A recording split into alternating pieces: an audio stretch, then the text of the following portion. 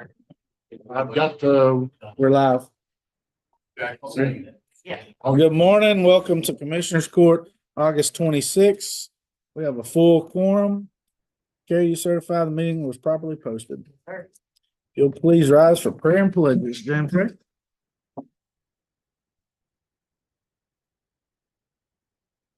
Father, we humbly bow before you this morning, seeking your presence in this courtroom, that you may guide these gentlemen in the direction that you would have them go. Father, we have a large agenda items, and we just ask that you help us to make good decisions, guide us and direct us in all that we do. Father, the verse for today is found in Ephesians chapter 5 and verse 1. Be ye therefore followers of God, as dear children. Father, may we remember that we are children. And Father, may we acknowledge you as our Father. Father, thank you for your guidance of all the residents of Walker County. Thank you for all that you do for Walker County, and may you bless Walker County. In Jesus' name we pray. Amen. Pledge allegiance to the flag. United States of America, to the republic for which it stands, one nation, under God, indivisible, with liberty and justice for all. Honor the Texas flag. I pledge allegiance to thee, Texas, one state, one and indivisible. I didn't receive any citizens input. Anybody got any? No. We're gonna go public hearing. 902. Public hearing on Walker County budget for fiscal year October 1st, 2024 to September 30th, 2024. Anybody want to speak on that?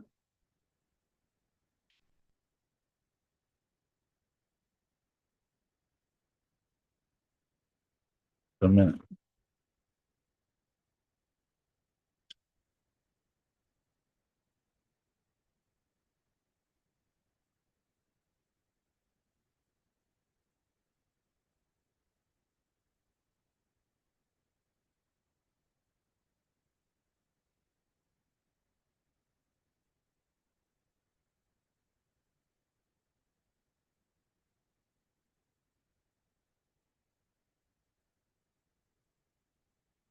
Oh, 903. Public hearing's closed for that. Public hearing on Walker County tax rate increase for fiscal year October 1st, 2024 to September 30th, 2025.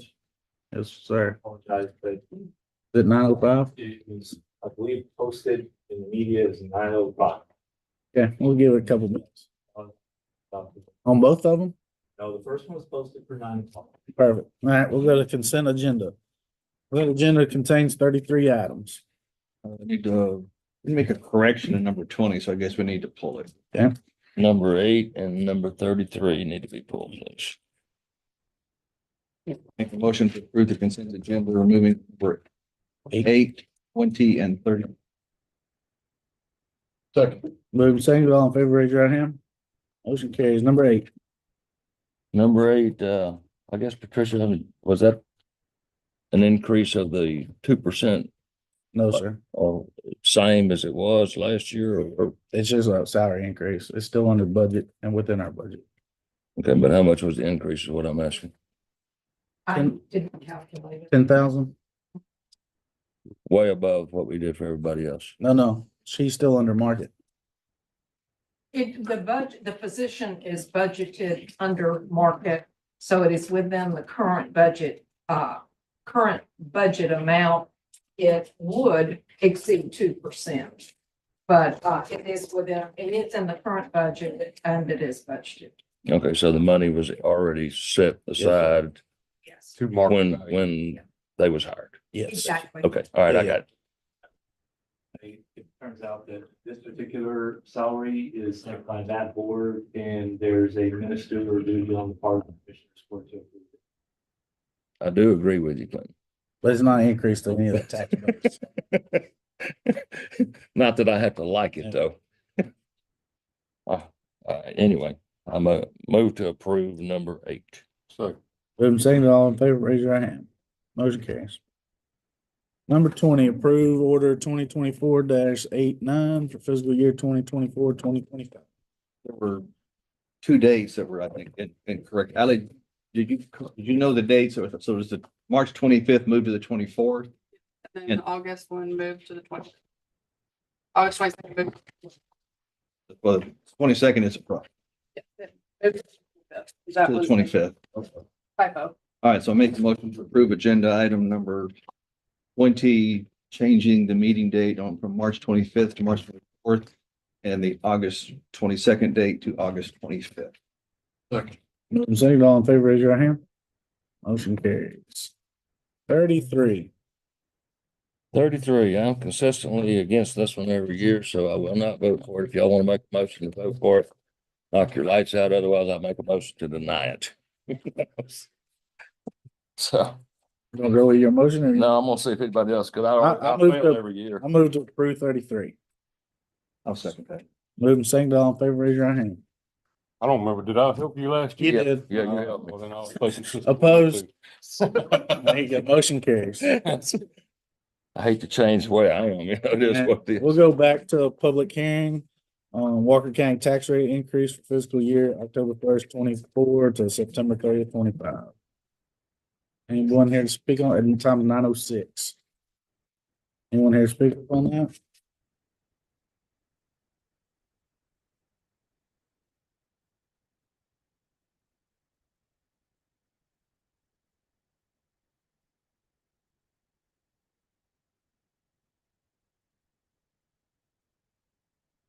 Seven. We'll close that public hearing.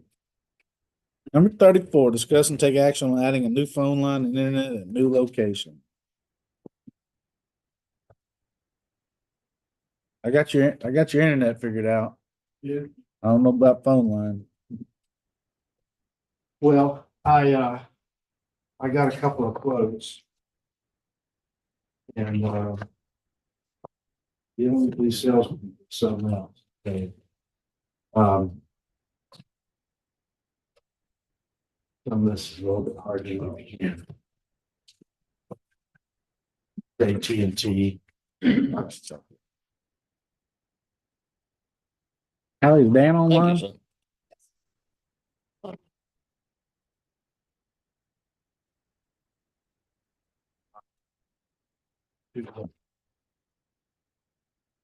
Sir.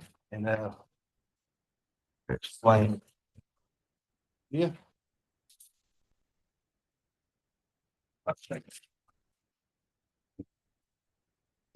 Internet stuff. It's internet and phone. Dan said he's there. Yes. What we'd like to do is kind of mirror what we do at the Gibbs Powerhouse. And so what we do, they'll provide internet connection and a router and a voice line, one voice line for 911, and then also internet.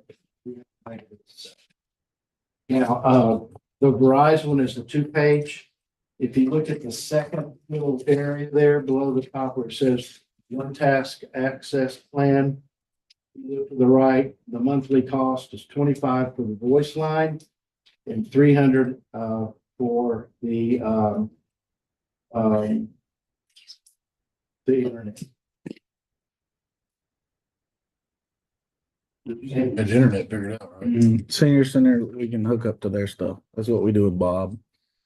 With veterans. Does that provide internet for anybody that's in the Yes. so it's Wi-Fi? Yes. And, okay, so how would we ride what you guys are already Do doing? that. The Dan's online. He'd set you up a router. And you just log in. No cost, really. No. Yeah, he didn't tell me anything about it. I had him. We just got you approved Friday from Oh, them. you did? Okay.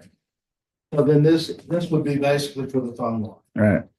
That $25, I don't know if you know, but there's a whole list of fees and taxes and things, we're tax free. But there are some fees that'll tack on top of that. I know we're waiting on the parking lot, right? So we can run fiber over? Yeah. Yeah. And once we have fiber, we'll be able to do phone and internet? Yeah. Good, yeah. Dan, Yes, sir. Can we do his phone over internet that we're gonna get from senior center? No, sir. The phone system, it would have to have a direct connection back to the county network for the original phone system. If he gets an additional phone, we can forward his original line to his new phone number so he can still utilize that same number.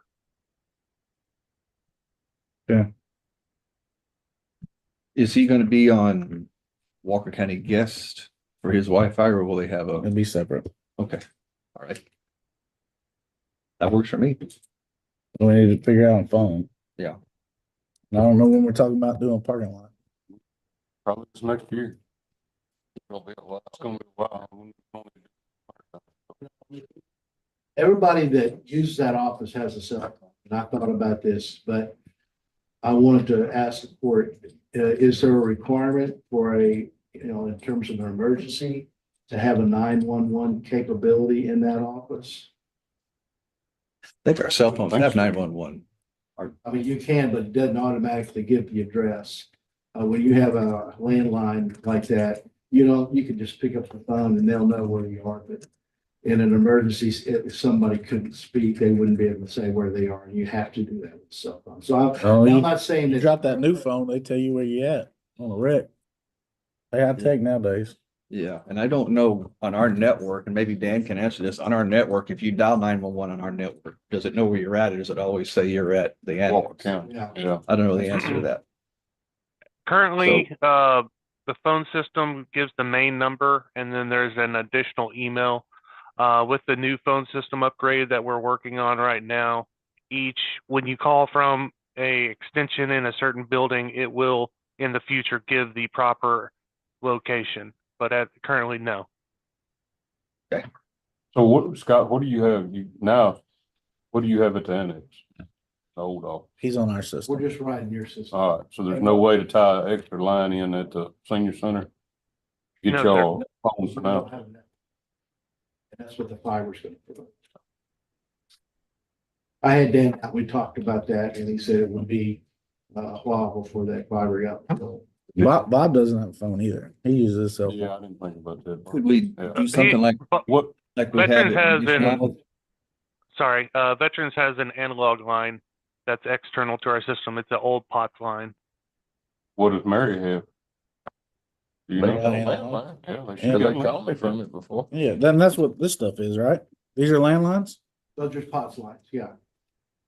Now, the Is internet, landline or internet and phone? when you get the combined bundle, that includes internet and phone, and it's voice over IP, so the voice goes over. It's the internet. Yeah.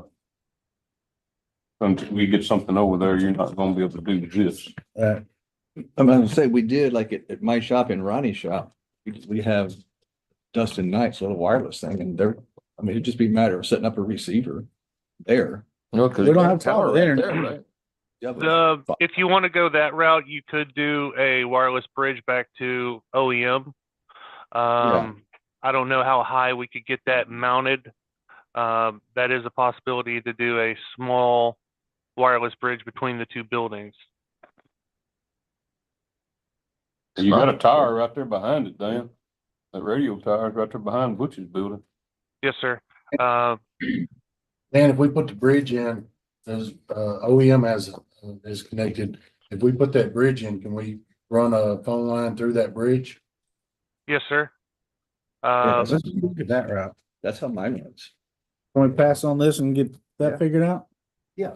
I think so, because on that It's one, not, there is no charge. We own it. Either one of those there, right? We all have smartphones. Right. I'm gonna say we'll pass on 34. And we'll get with that and look at the bridge. Just for y'all, I mean, I've got a bridge in my house. Home one, is like $100. Yeah. Alright. We'll get Dan on that. Dan, get to work on that. Yes, sir. 35, discuss and take action on interlocal agreement number 1 with New Waverly ISD for school recess for officers. Morning, Constable.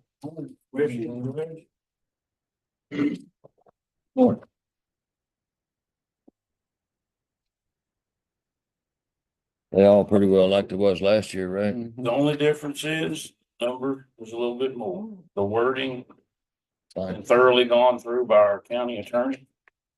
And it's good to go for him. I like the plan. That's your motion. That's my motion to approve. Moving second, all in favor, raise your right hand. Motion carries. Number 36, agreement for number 2. New Waverly ISD and school recess officer. Same thing, right? I'll second it. Moving second, all in favor, raise your right hand. Brandon, Brandon, Brandon did.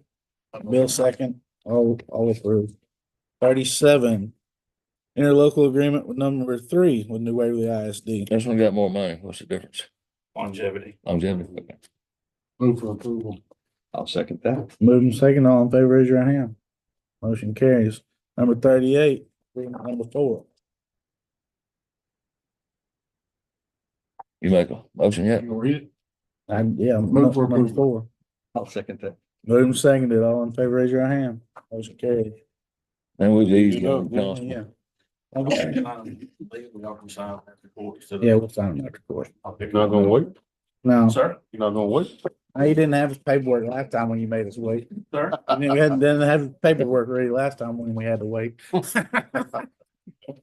Number 39, discuss and take action on implementing new EMS schedule.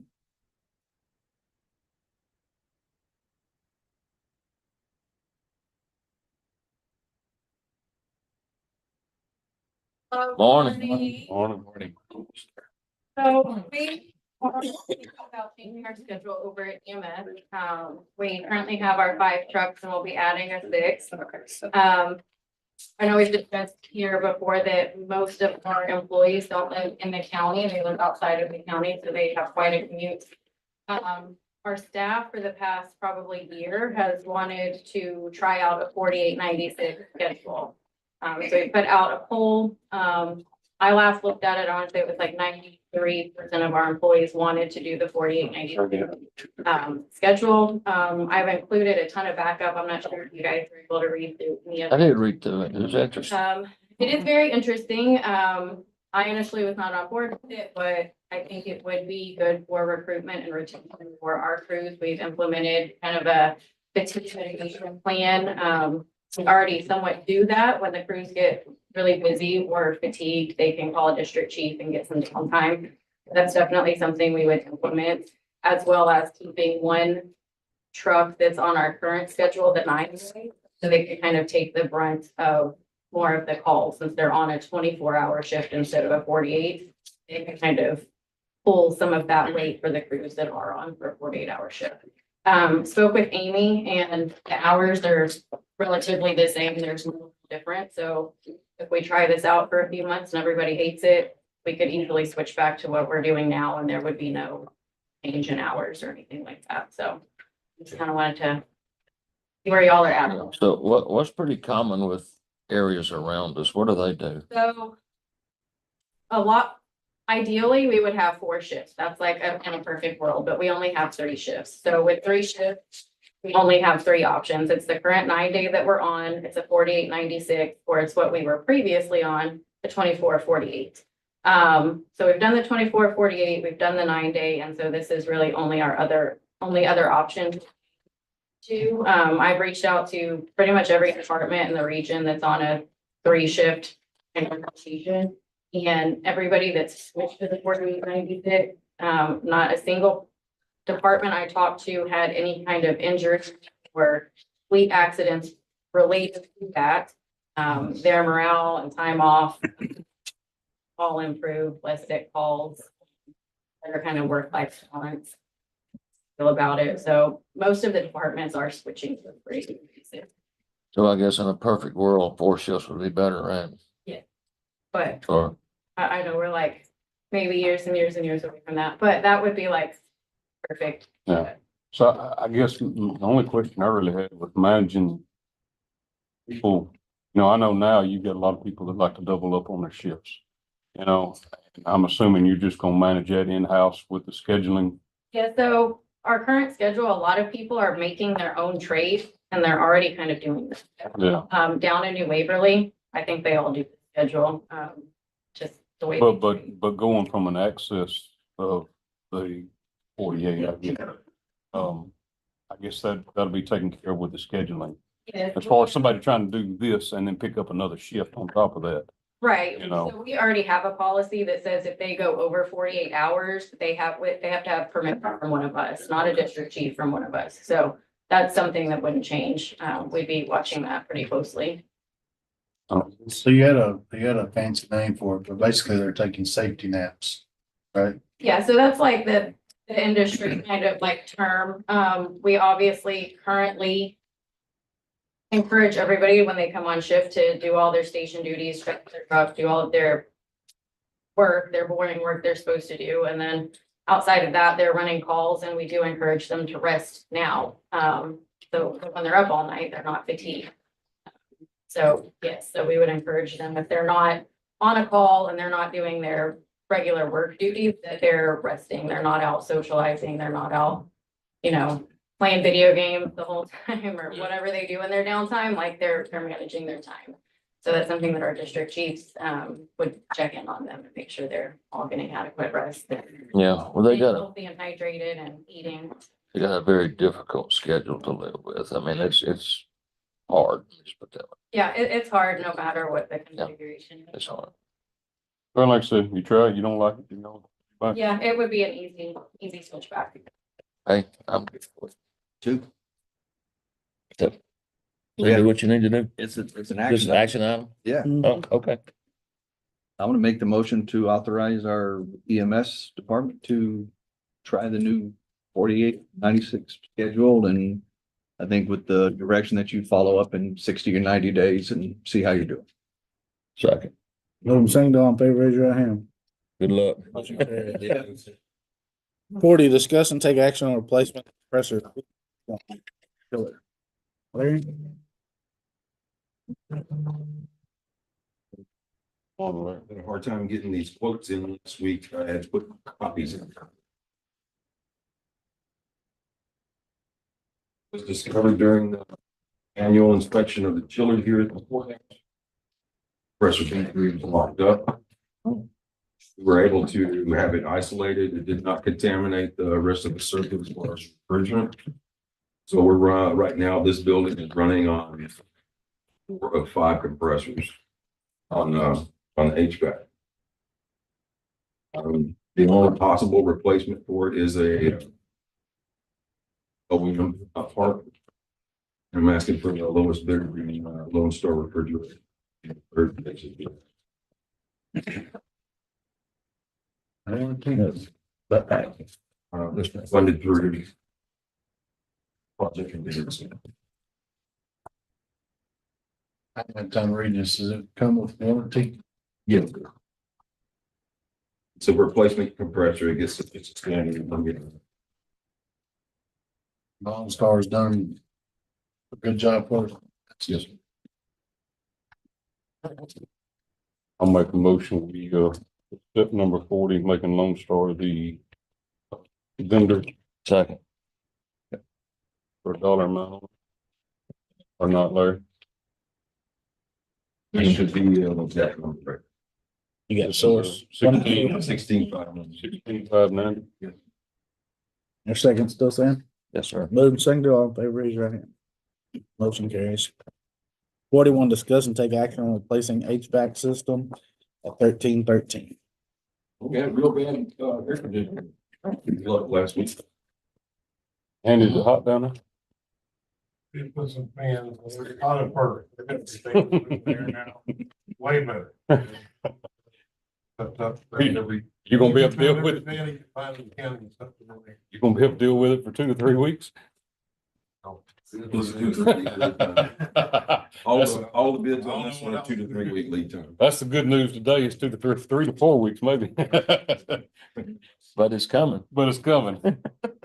But yes, we do have portable air units down there, a swamp cooler and several circulating fans, keeping them cool down there. How long has it been down, Andy? Within what, last week? Last week. Okay. Day before last. Punch them every chance you can, Larry. Sir? I said, punch him up every chance you can. I'll make a motion, we award it 41 to Lone Star, not to exceed 10,638. Second. Moving second, all in favor, raise your hand. Motion carries. 42, presentation on department procedure to register fleet vehicles. Cheryl?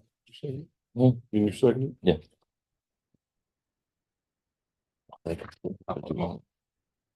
Orange, Lauren, Miss Cheryl, good. I really don't know yet till you get through talking.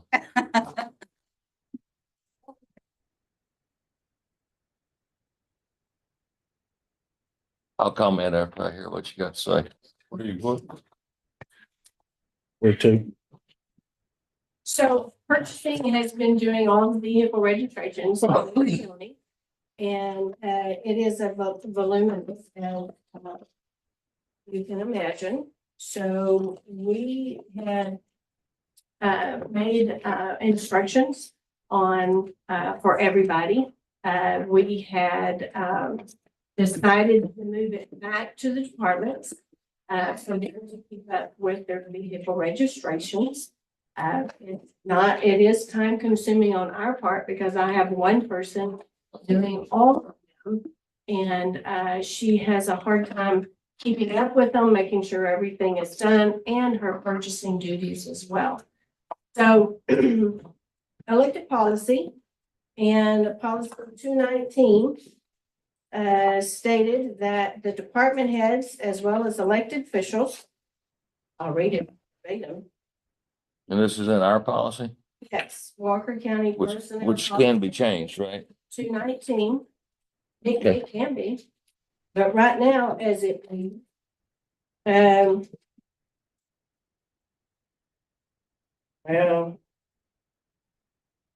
I'll tell you in a minute.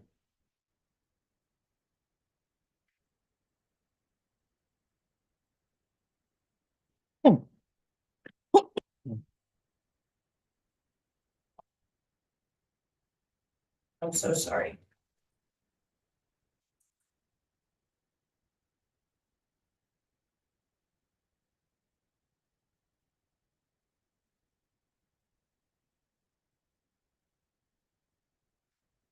The county's fixed assets will be reasonably safeguarded and properly accounted for. Responsibility for the safeguarding of the county's fixed asset lies with the department head or elected official in whose department the fixed asset is assigned.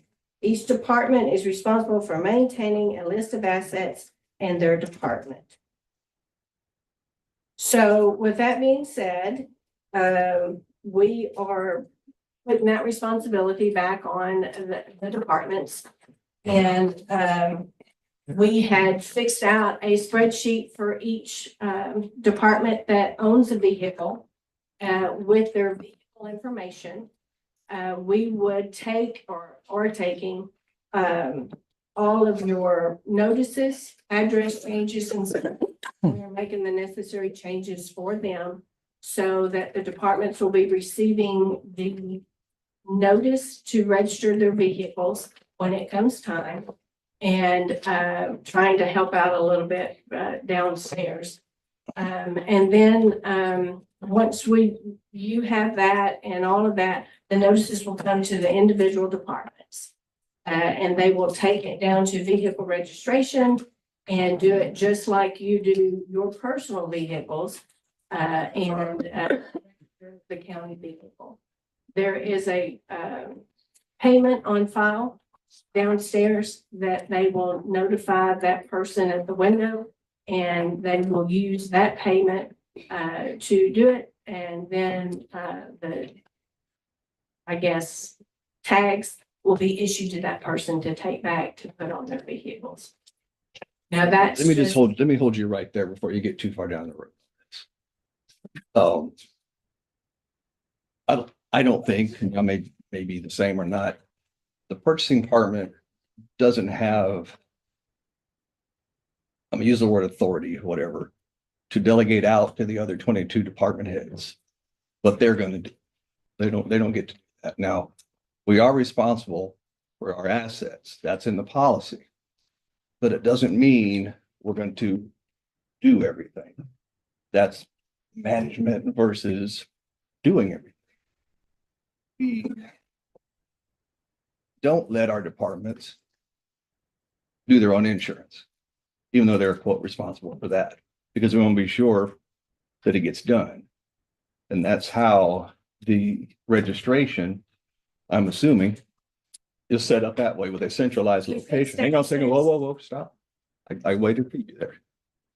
So for me, we have 20 something vehicles or whatever in my department. Then we manage road and bridge general also.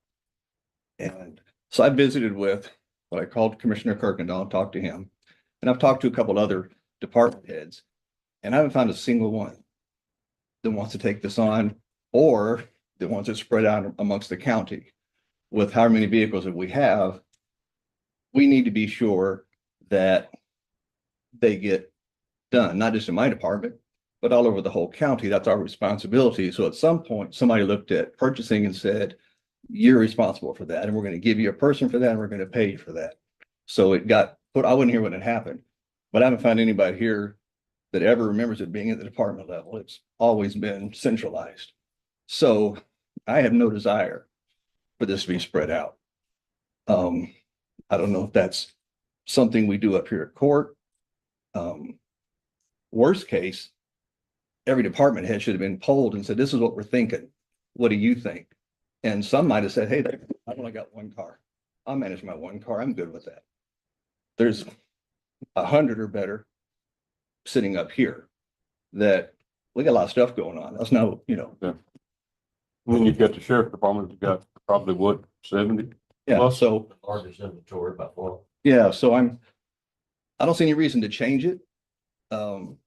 January 1, or is it September 1? What year do the inspections go? January 1? January 1 inspections go away.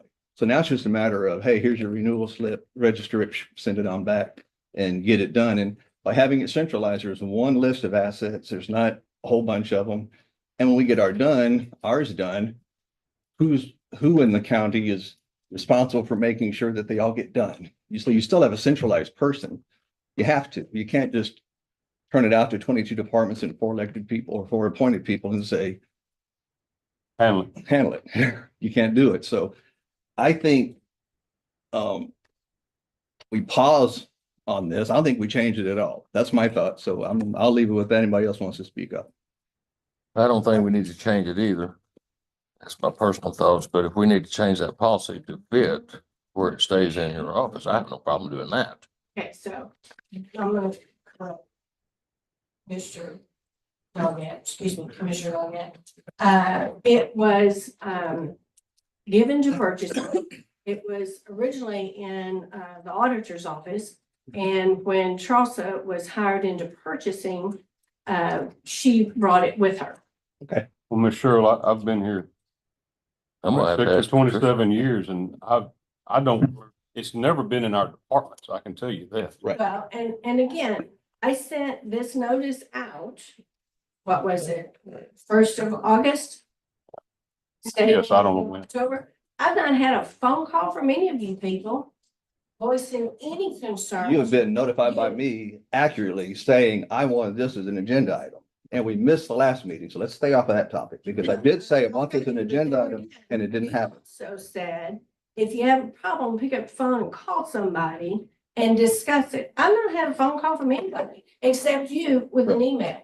Right. Yeah. Asking for you to put this on the And I don't item. have a problem visiting with each and every one of you to discuss this. But I would appreciate a phone call to let me know. Now, we have tried to make it as effortless as possible for the departments to take it over. It's not a purchasing requirement.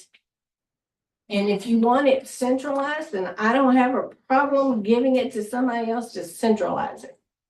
But it should not be in our office. You are correct. There's 250. I've talked to the sheriff, not the sheriff's office. I'm sorry, Sheriff. I talked to the jail, Captain Davla, and he said he didn't have a problem taking all of his vehicles over because he used to do this. He said it's nothing for him to go in and do it because I had asked him about registering his alias vehicles.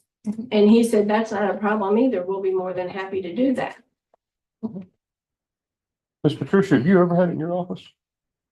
The only part that I'm aware that we've ever dealt with, when an invoice comes in, we send it to the department to process. Hmm. And that department we've historically sent it to is purchase. Well, I mean, under the 262 says in here every July that y'all are supposed to sit down and asset everything. Mhm. Okay. And you also do disposal, right? Everything goes through purchasing for disposal. Correct. So why not is registering a vehicle fall in there? It has nothing to do with registering a vehicle. It has. It is everything to keeping do that with vehicle in disposal. compliance. Yeah. For the longevity of its life, And we do keep vehicles, I mean. just as when- insurance is, everything Well, else. we do fixed assets. We do everything as far as the insurance purposes go. We title it, we keep the title and everything in there. But again, as far as the vehicle registration, it is an act of Congress to get people to, number one, and I guess I get it, it's going away in January, to get their vehicles inspected and get us the notice in a timely manner. It's horrible, and then we have to keep up with it. Okay, But I'm yes. also gonna remind you there, Cheryl, you give up a position. That's where I was going right there. If this was too much for the 3 people you got in your office, you give up a position last year.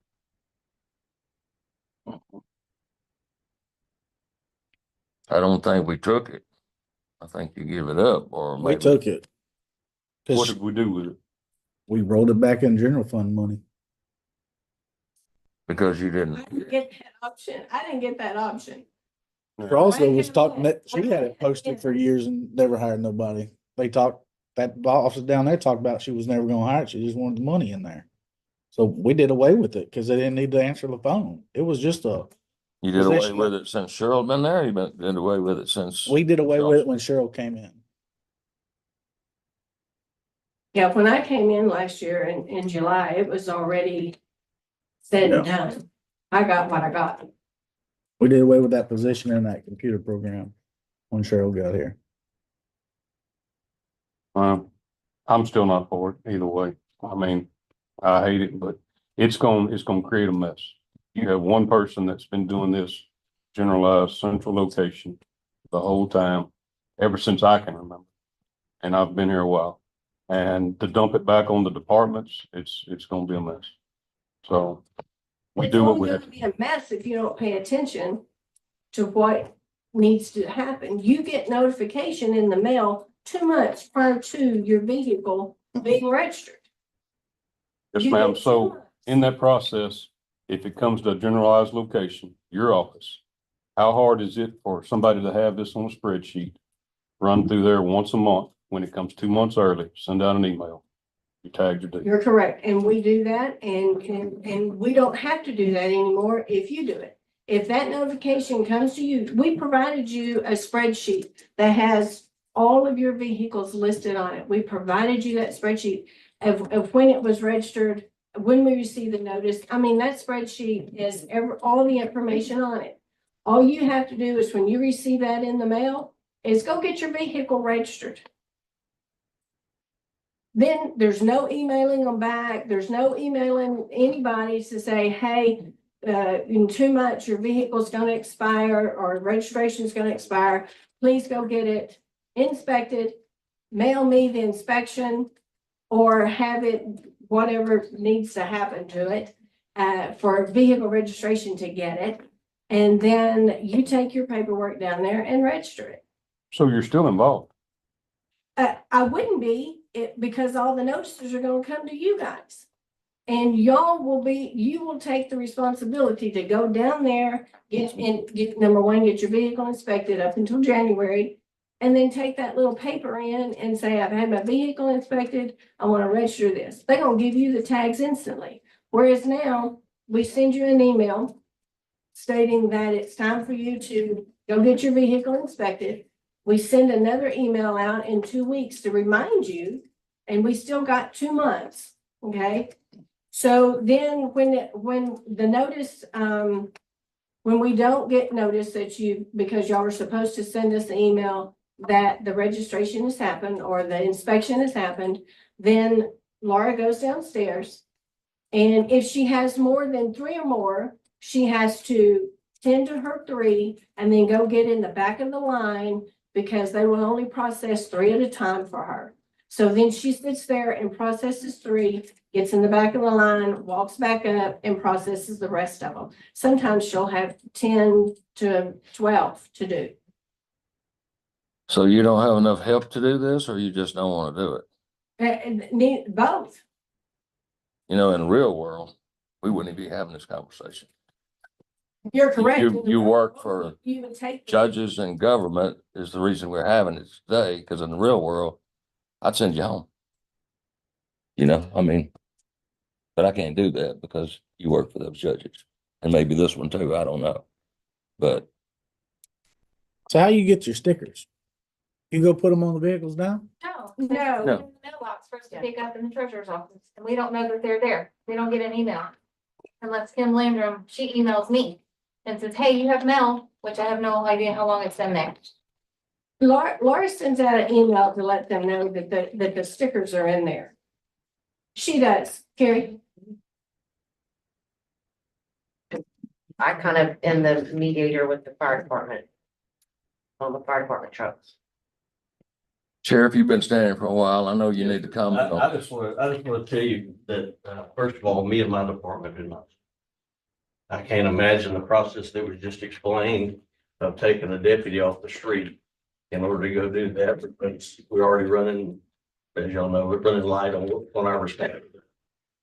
But I do not support it at all. I think it's going to cause a lot of problems. As a matter of fact, in addition to that, Diana with the vehicle registration can tell you a little bit more on the problems that she has identified as well. Diana, would you comment, please? One, out of all of our exempt agencies, City of Huntsville, St. Houston State, TDCJ, HST, just to name a few in the county, there is one point of contact, one. So when TDCJ has 5,000 exempt that we do a year, we talk to one person. We do not talk to this unit about how many cars they got, what they got to register. That's one point. The second point would be is anytime an exempt agency has 10 vehicles, you just drop them off with your check and we'll do it. We'll say, hey, come pick them up. They're already, you don't have to stand in line. You're government. You don't have to stand in line. You just tell us you got 10, drop them off the check.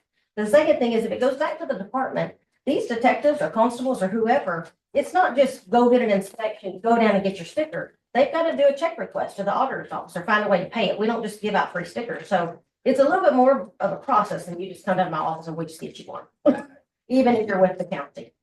So that's just a few things to name a few. I just think it'd be easier for people that are trained to do it, that know what they're doing, they're titling it, and they're registering it. So I don't know why we would want to send that out to possible departments that really don't have staff that even know how to do it or staff that can do it because they're all doing other functions. Just my. And again, TDCJ has a fleet management as well as in Houston. You got 225 vehicles roughly. They have 5,000. I get it, but that's why they have a point of contact. They have a motor pool for TDCJ that they manage all their vehicles, whether it comes inspections down to maintenance and everything to them. So I wouldn't even put us in that same category. So have you run this by the judges that you work for? I did. And what's their response? They said, if it feels necessary, then form it out. I talked to the other departments, they didn't have a problem with it. But I didn't talk to y'all. I talked to Bill. You shouldn't talk to. Bill called me. everybody All right. Because it'd be a forum, and if Bill's done that, I'm just saying. I talked to Danny Kirkendall and the judge called me and gave me his comments and our conversation was, we can't talk much because I've already talked to another commissioner. So he basically just said what he So said. these guys are very good about that. And we've been trying to get this on court for a month. 2 weeks. Yeah, me, I'll do them. I'll take them on.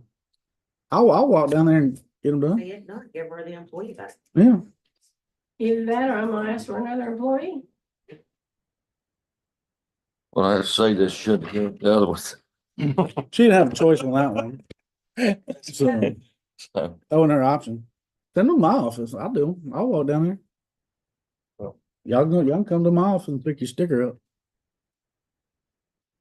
Anybody got a problem with that? Yeah, I still think we need to handle this policy, and we change it in the policy. It needs to stay in one generalized location. That's my opinion. However, we need to get there to do it. On generalized location, the county judge's office. we need to put that in our policy then, right? All right, rewrite the policy and we'll put it on court next week, or 2 Well, I weeks. think, listen, we took that away. I remember taking that away when Cheryl just walked in the door, that position away. There's obviously I enough. ain't gonna say take it away, Brandon. It was given up. We didn't take it away. It was given up. We don't need this, is what we were told.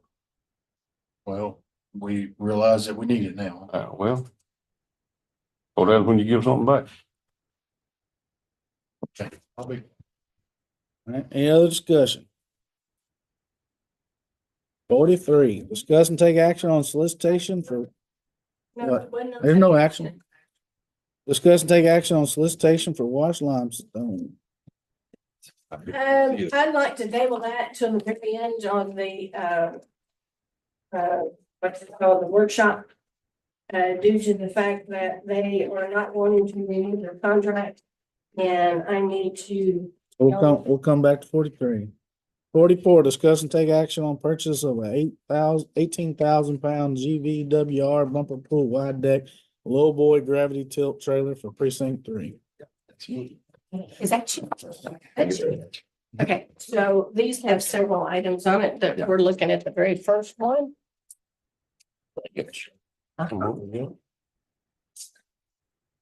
Well, there's several agenda items that follow that go with this, but just look at the first one. Yeah, we've been hauling our skid steer and mini X on a trailer, and it's too big for the trailer we hauled it on. So this one here is 18, I think it's 18,000 pounds. What it is. And it'll put it where it's supposed to be. Talking about giving things up. Did you give up one? What, a trailer? Yeah. Oh, no, I wouldn't got his trailer. It was yours to begin with, though, wasn't Yeah. Oh, was it? it? Yeah. You didn't know all that. You don't have to know everything. I did not know that. Yeah. I borrowed it one time too. You know how it is, right? Yeah. So I'll make the motion to approve agenda item 44 using Department of Budget and Funds. Texas Pride trailers for $10,095. Second. Moving second, all in favor, raise your hand. Motion carries. 45, discuss take action on tiebreaker for solicitation C 2360-24-012 crushed concrete. Yeah, this is fresh concrete. And if you'll notice down there at the bottom, the two vendors have the same price for RMB 1 for the delivery. We need to do a tiebreaker. I got my coin. We're gonna flip a coin. Which one's which? Who we got? Who's the two? Someone. This is Who is heads or tails. who's this Rebel contractors? Who are they? They local? Yes. One down there in Willis. All right. Okay. They're right there in Shepherd Hill. So both of them pick up at the same place? 'Cause a lot of times the pickup has a lot to do with where you go. I mean, And we're doing delivered right now, though. oh, is it open? All right. Okay, never mind. All right. And I'm I gonna got put behind. Rebel as the Right. badge. All right. Slide as a star. All right. Badge 1 Okay, as Rebel. so Rebel will be primary. For delivery, he'll be primary for delivery for RMB 1, 2, 3, and 4, as well as pickup. So Rebel will. Yes, and Rebel's gonna have, right now the pickups and right there at Shepherd Hill, but they're crushing plant out there on 30, it's gonna be closer to you guys that you'll be able to pick up over there. Okay. Whereabouts on 30? I don't want to misspeak, but I believe the Gibbons power plant crushing that whole thing. So that'd probably be closer to you than going to Shepherd Hill. I ain't going to Shepherd Hill, that's out. Our trucks won't make it that far back. Okay, do we get a motion for that? So the tiebreaker? No, we've done that one. We did the tiebreaker. What did we, Now, then we need to vote on it? But where's, Discuss and take action. You got awarded. We're gonna award the Rebel. that was on, tiebreaker, that was Okay. 45. Okay, all right, now you're talking about pickup, right? Well, we still need to make a motion. Yes. So will our motion be just authorize the judge to flip a coin Yeah, there you to Okay. award a primary, and somebody will second that? second. Second. Okay, then all. All in favor, raise your right hand. All right. Yeah, we flipped already. Rebel won. Okay, 46. Discuss take action on the award of solicitation C2360-24-012. Move to approve for this presentation. To Rebel. Contract. Rebel is primary, Okay. both, and then Scott is a secondary on, So we have an alternate 1 and we have an alternate 2. yeah, let's back up just a second. Yeah. I'm glad you reminded me. Yeah. So during this last, off on my motion for a second. During this last deal, hurricane and everything, we've been having problems getting materials.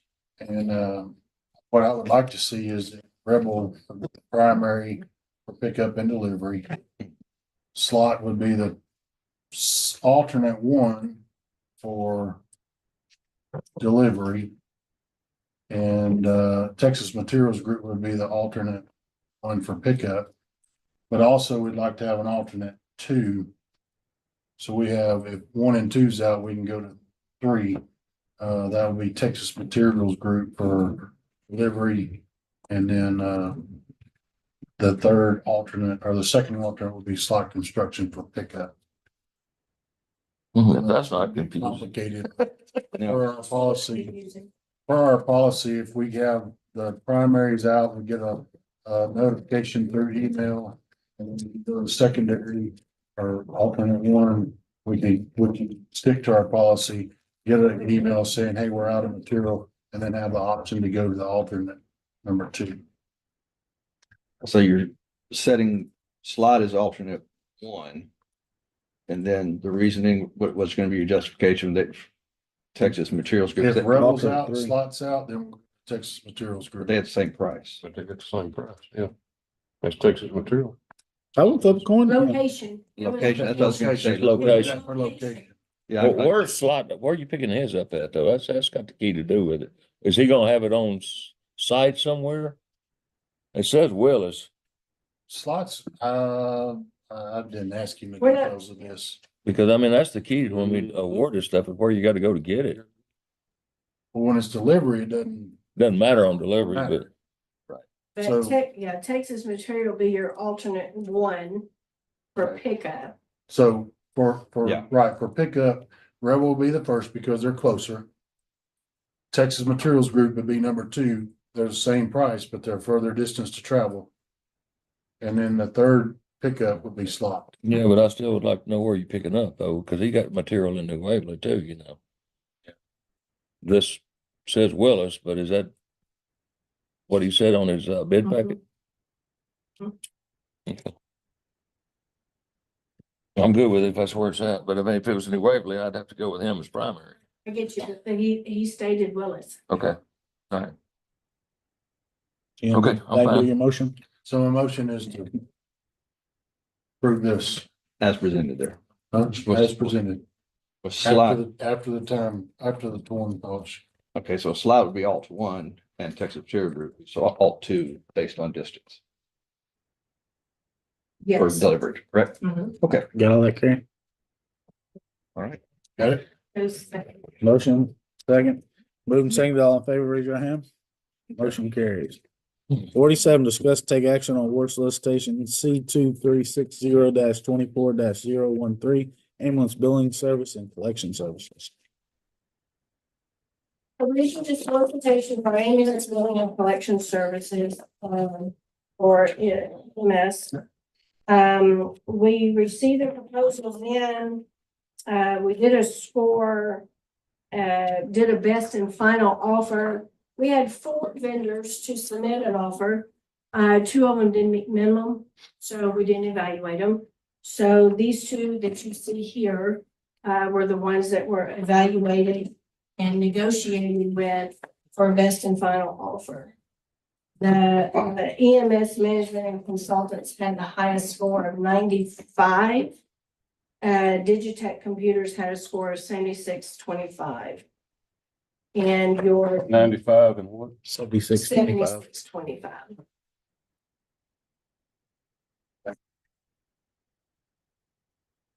And the recommendation from the technical and cost team is to award it to EMS management and consultants. Okay, so one of the, Who was on this committee that picked this? The technical team was EMS, which was Chief Rachel Parker, Dr. Tovar, and Lynn Nelson. And the cost team was Amy Kolinsky. So sorry. so one of the issues we had with the one that we're going away from was the access to the bank account. And then the holding off on invoices being paid until they were approved by corporate. Did we address that in this RFP? We did. The EMS management and consultants has unlimited, I mean, you can get in there at any point in time, have access to the bank accounts to view, look at, you can ask for any type of report that you want at any given time with no extra charge. Cheryl, y'all involved? In the county's name. Yes. She had a list of Whatever. questions. EMS man. Yes. Yeah, pretty sure you can verify that, but that, yes, yes. Okay. Where's this company located out of? They have an office in Dallas. Save us some money. Yeah. So how did this go? I mean, I know Miss Patricia had lots of questions before. Was she involved in this? She provided me her questions and they were sent to these vendors that we negotiated with answers. I've not seen the answers, but. Okay. I'd like to see the answers to Patricia before I vote on this. I know I would. I'm not gonna vote on it otherwise, I can tell you that, because that's where the problem has been the whole time. We ain't gonna have nobody. Yeah, keep in next mind. Sunday. Yeah, we got to pick somebody. And when, Yeah, because this contract ends now. Again, your questions, if you'd like to ask, I'll be more than happy to answer. I'd rather see them from the vendor. Sure. So when does this fall flat on its face? 8/31. The questions that she had, they had answered them in the offer. Okay. But you still haven't seen the answers, it's my problem. I have not. Well, I have read the proposals and it seems like a very good company. I have concerns really to ask. It really wasn't towards them. It was more, but I mean, we did ask those questions to both vendors. Right. It was mainly. I'll tell y'all, I'm not voting on it till Patricia's happy, so I'll just, if we have to have another court, let's put it off till tomorrow, so. A committee was appointed, the committee's made a recommendation, and Cheryl is telling me that my 2 major concerns were answered by the vendor. I have no reason to doubt that. I would like to see them. Well, I mean, I still have an issue because I've sat on these committees, and if I differ with the committee's opinions, then I at least have a vote up here. Well, once we put this in place, we're stuck with it. We'll work with whatever we're given. As Okay. long as the county, the money is. And Amy has continual access to look at and withdraw that money at will. Yeah. And they verified that. I'm gonna make the motion to approve agenda item 47, awarding EMS billing and collection services to EMS Management and Consultants Incorporated. I still don't like it. Hold on a minute, Bill. Rachel, what's your take on this? Have you had any dealings with any of these people? So I personally have not worked with this company or the other one that we evaluated. I do know from this company that we're wanting to go with, the clients that they use, the lot in this region, departments that I'm familiar with, good department. So that's kind of a plus right there. The other company didn't really have any clients.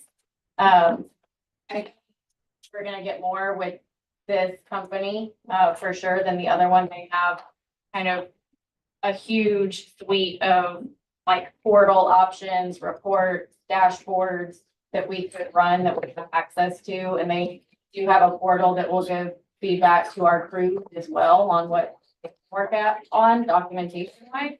So that's a plus for us. They seem like a pretty solid company out of the. And we're gonna sign a contract with them? For how many years? It's a 1-year contract with 4 1-year renewals. Locked in at this price? Yes, sir. It's locked in, but you know, that don't mean anything at the annual. Yeah, but they can only go up a percentage. What was the full name of the business? EMS Management and Consultants, Inc. Second. Moved and seconded. All in favor, raise your right hand. All opposed? Just one. That's one. Just wrong. Motion carries. Still not happy with y'all getting. 48, discuss and take action on the award of solicitation C 2360-24-014. Pursuit vehicle Dodge Durangos. The Dodgers are back. So, y'all have the bid tab for the recommendation of award for the Dodge Durangos. I'll make a motion to approve item 48, awarding Whiskey Dodge vehicles for purchase. Did we spec a 2024 or 2025 specifically, or did we say new and unused, or because one guy bid at 25 and one guy bid at 24? So what was in our language when we got? 24. We asked for 24. All right. And did you second? Yes. Moved and seconded, Danny. Moved and seconded. All in favor, raise your hand. Motion carries. 49, discuss and take action to purchase a used bucket truck for maintenance not to exceed 40,000. Oh, Larry has expressed interest in getting a bucket truck. And I am here to ask for the expenditures for a bucket truck. He had originally asked for over 70,000, and I had been finding some out there for a whole lot less on auctions and so forth. And we're here to ask for at least 40,000. We feel like that would get us a good used vehicle that would be operational for their department to where they can use. Larry, what would it take to fix the one you got? Are we to the point it's not worth spending any money on, or where are we at with it? The tables haven't been replaced, at least for What then? tables, What would it cost to do all that? anywhere from 8 to 10,000. Is the rest of it okay if you do that? It's really pretty worn out. We get a lot of hydraulic leaks on it. Every third or fourth time that we take it out, we gotta stop and. But their problem is they have to have somebody else drive it because none of their people have CDLs. So the one you're looking at getting is gonna be below 26,000 pounds? Yeah, it'd be like a one. Like a one-ton. One-ton truck? With a better bucket on it too. We've used the one recently, and the little leveler on the bucket is messed up. It'll have you like at a 45-degree angle until you kind of hit it just right and it lets you go.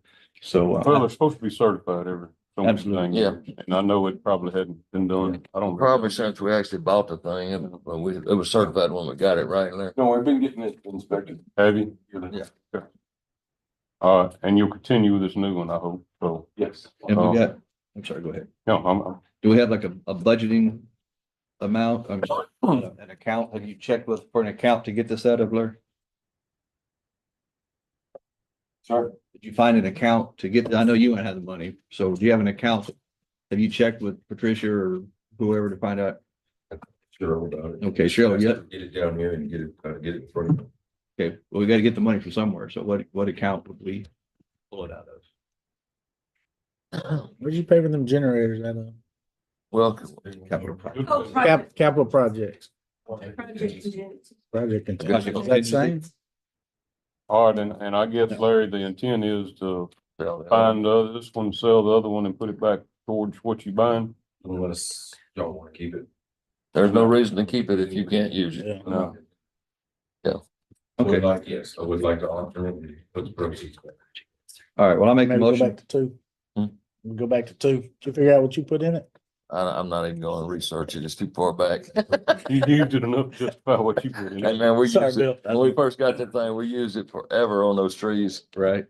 Go ahead. I'm approve agenda item. I make a motion to approve agenda item number 40 to be paid for by project 49. contingency. Number 49, I scribbled it all out. 49, not in the amount not to exceed $40,000. Moving second, all in favor and raise your hand. Motion carries. 50, discuss and take action on order 2024-84, amending the budget fiscal year ending September 30th. 2024. What the outrage attention is a request, excuse me, request by IT to change the name of the position that's budgeted at the same pay grade as the other, but we had a network administrator budgeted and the name that he would prefer is system administrator. Both are in our pay classification system at the same pay grade. So requesting that be done. Requesting 39,973 transferred out of the general fund contingency. 15,000 of this would be to transfer to the courthouse security fund. Collections there aren't quite enough to cover the budget. And then to our elections budget for election workers, 24,973. Central cost, 1,000 transferred from our insurance deductible to the I can see it up there. CDA fund. 4,018, the balance of the repairs there to be funded from insurance proceeds. Collections, the money coming in from contingency. And then transferring out of our central courts budget to the other courts. And the money going into the courthouse security fund. EMS transferring $97,555 from the EMS contingency fund to the billing services of $55,000, insurance of $25,555, and vehicle repair of $40,000. And then on the second page, moving the $150,000 in road project to the, excuse me, senior center parking lot.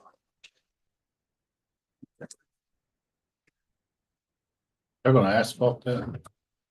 Concrete it. No, we're gonna concrete. If I get anything. Only thing's gonna hold up there. You'll get my vote. Since you stole my money. I'll make a motion. We accept order 2024-84. Second. Moving second, all in favor, raise your right hand. Motion carries. 51, discuss and take action on order 2024-87, classifying fund balance in the financial statement. This is something we do every year that basically defines where the fund balance will go. Any money left in general fund goes basically back to general fund. Any money in EMS stays in EMS. Any money in road and bridge stays in road and bridge. And of course, the legislative fund stays in the fund where the money was collected. Move to approve item 51 as presented. Moving second, all in favor, raise your right hand. Motion carries. Thank you, Mr. 52, discuss and take action on line Tomfoolery LLC to apply for TABC license to sell alcohol on county property during Fair on the Square. Well, I've been pretty vocal on that one too, so you know I'm gonna be against it. That's my motion. So be against it. No, to accept 52. At least you try, huh? Yeah. I thought I had to judge. Yeah, I'm with Ronnie on this one. We don't allow alcohol on our property anywhere. So, Yeah, we don't have no place for alcohol on our county buildings and properties. That's just the way I So feel is about it. anybody else doing it down there? I mean, it's during the fair on the square. Yeah, this is it. This is replacing that beer garden thing that they Yeah. did last year. I think we need to find another parking lot. So. We might have your vote, Tim. I think I helped you last year. I think Bill bailed last year. Yeah, Bill did you. Moved and second, all in favor, raise your right hand. You're the only one that All went down there, Bill. opposed? was that really? All opposed? Motion passes. So I It's screwed 3 you to up. 2. I screwed Against. up. white and Yeah, I was running my head. Yeah. Yeah. You So, voted I for voted for it. Man. Yeah, I was trying to take it early. Yeah. 53, discuss and take action on a amended agreement with Hearts Museum to use remaining funds, $862.50 for pressure washing the breezeway. This is their leftover ARPA funds that they had left after fixing the flagpole. Sounds That's my good. motion. Second. Move second, all in favor, raise your right hand. Motion carries. 54, discuss and take action on paying the remaining balance for pressure washing Hearts Museum breezeway in the amount of $637.50. That's my motion. Second. All in favor, raise your right hand. Motion carries. 55, discuss and take action on filling a vacant position on the Board of Emergency Service District 1 with the appointment of Coy Clayton. I'll make the motion to approve agenda item 55 as presented. So, Moving second, all in favor, raise your right hand. Motion carries. 56, discuss and take action on acceptance of the donation of crushed concrete from Ward Tractor Works for Precinct 3. That's you, Bill. That is me. Yeah, sorry, I was answering a question That's okay. over here too. There's a guy here in town that is going to be tearing down some buildings and tearing up some in-place slabs and foundations for houses. And I've got a lot of use for crushed concrete being donated, so I'll make the motion to approve agenda item 56. Second for you. Okay, I'm present, not voting. All in favor, raise your hand. All opposed, motion passes. 57, discuss and take action on any changes to be made to the budget filed with the county clerk for fiscal year October 1, 2024 to September 30th, 2025. If anybody got any changes, I'm just gonna hit back with like this. I do have a request for a change. Oh, my. Oh, boy. Get out of the way. It's very. Y'all moving? Change the name of the position in IT from the network to the system administrator. And then there were a couple of typos, 24s that should have been 25s and 20 fiscal years. Correct those. And then, of course, the budget that's actually printed will have additional narrative and graphics as part of that budget.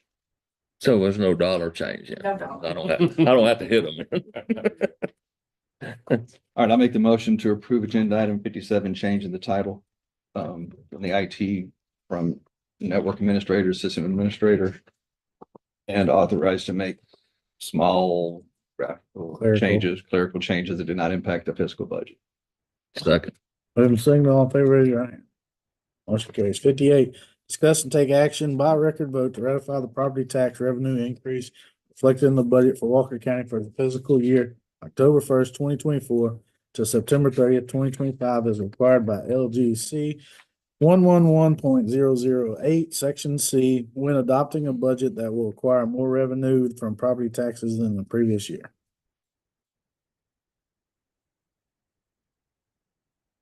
I'll make the motion to approve agenda item number 58 as presented. I'll second that. Start with Commissioner Kirkendall. Voting for it. 4. Yes. Yes. Motion carries.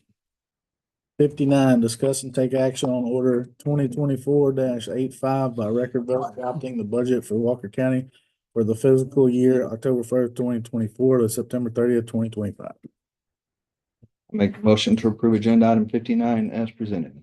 Second as presented. Record vote. Kirkendall. 4. 4. 4. Motion carries.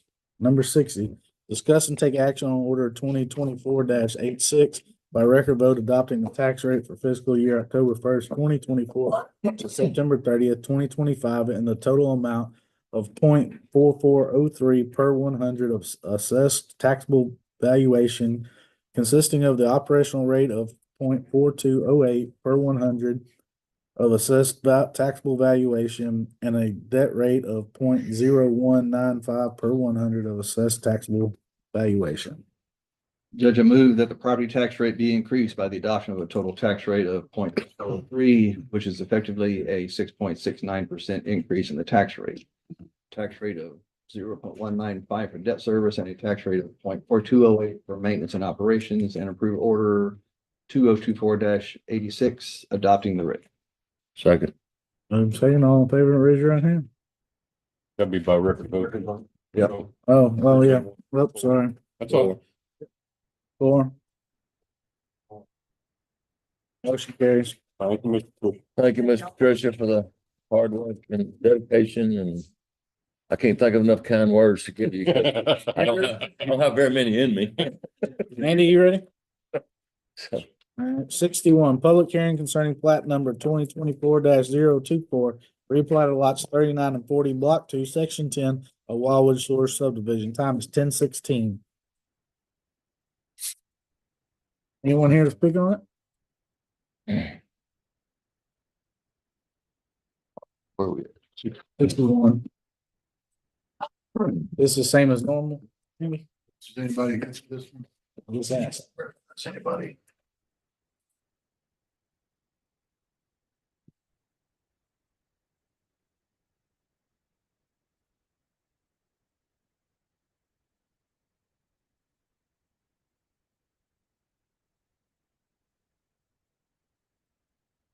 All right, time is 10:17. Public hearing is closed.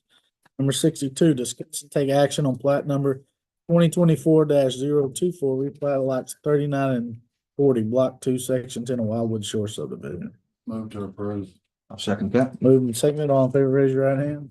Motion carries. 63, discuss and take action on Kevin and Stephanie Holzer, Susan L. Mitchell request for variance to section B 2.1, the Walker County subdivision regulations regarding minimum road frontage for plat number 2024-008, replat of lots 19 and 20 of Prescott Estate subdivision. Move to approve.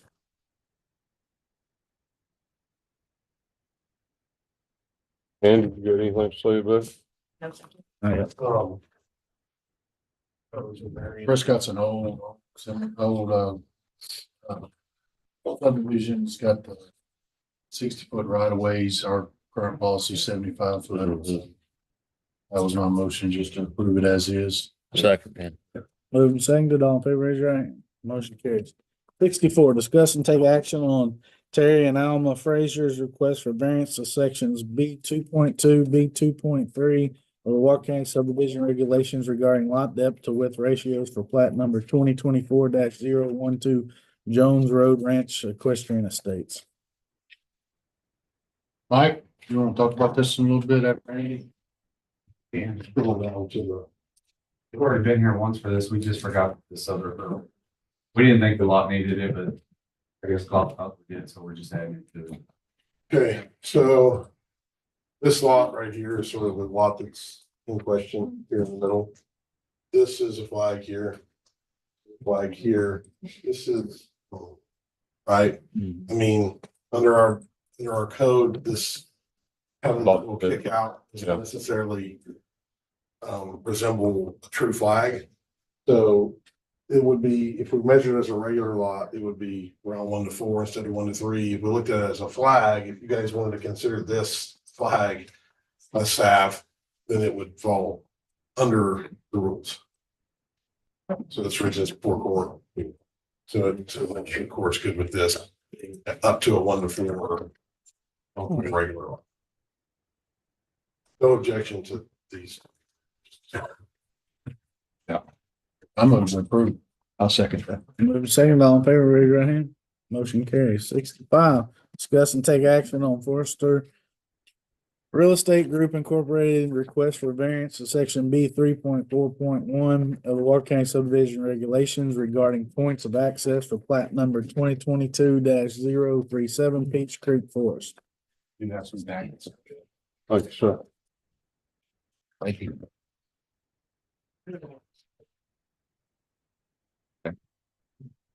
If y'all state your name for Ms. French. I'm not gonna read this.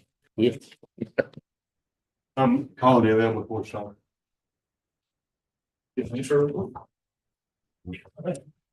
Morning, Court.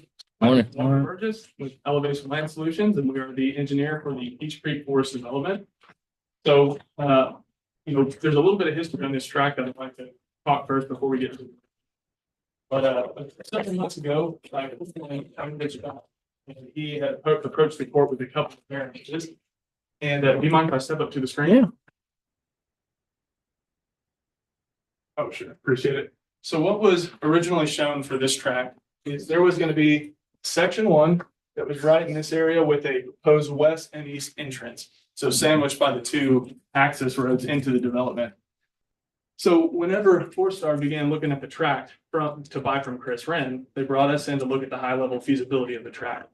The issue that we started finding, and it's the very last sheet of the packet that was just given out, is there's a giant hill in the middle of where that section is. The low point of that section is the west side.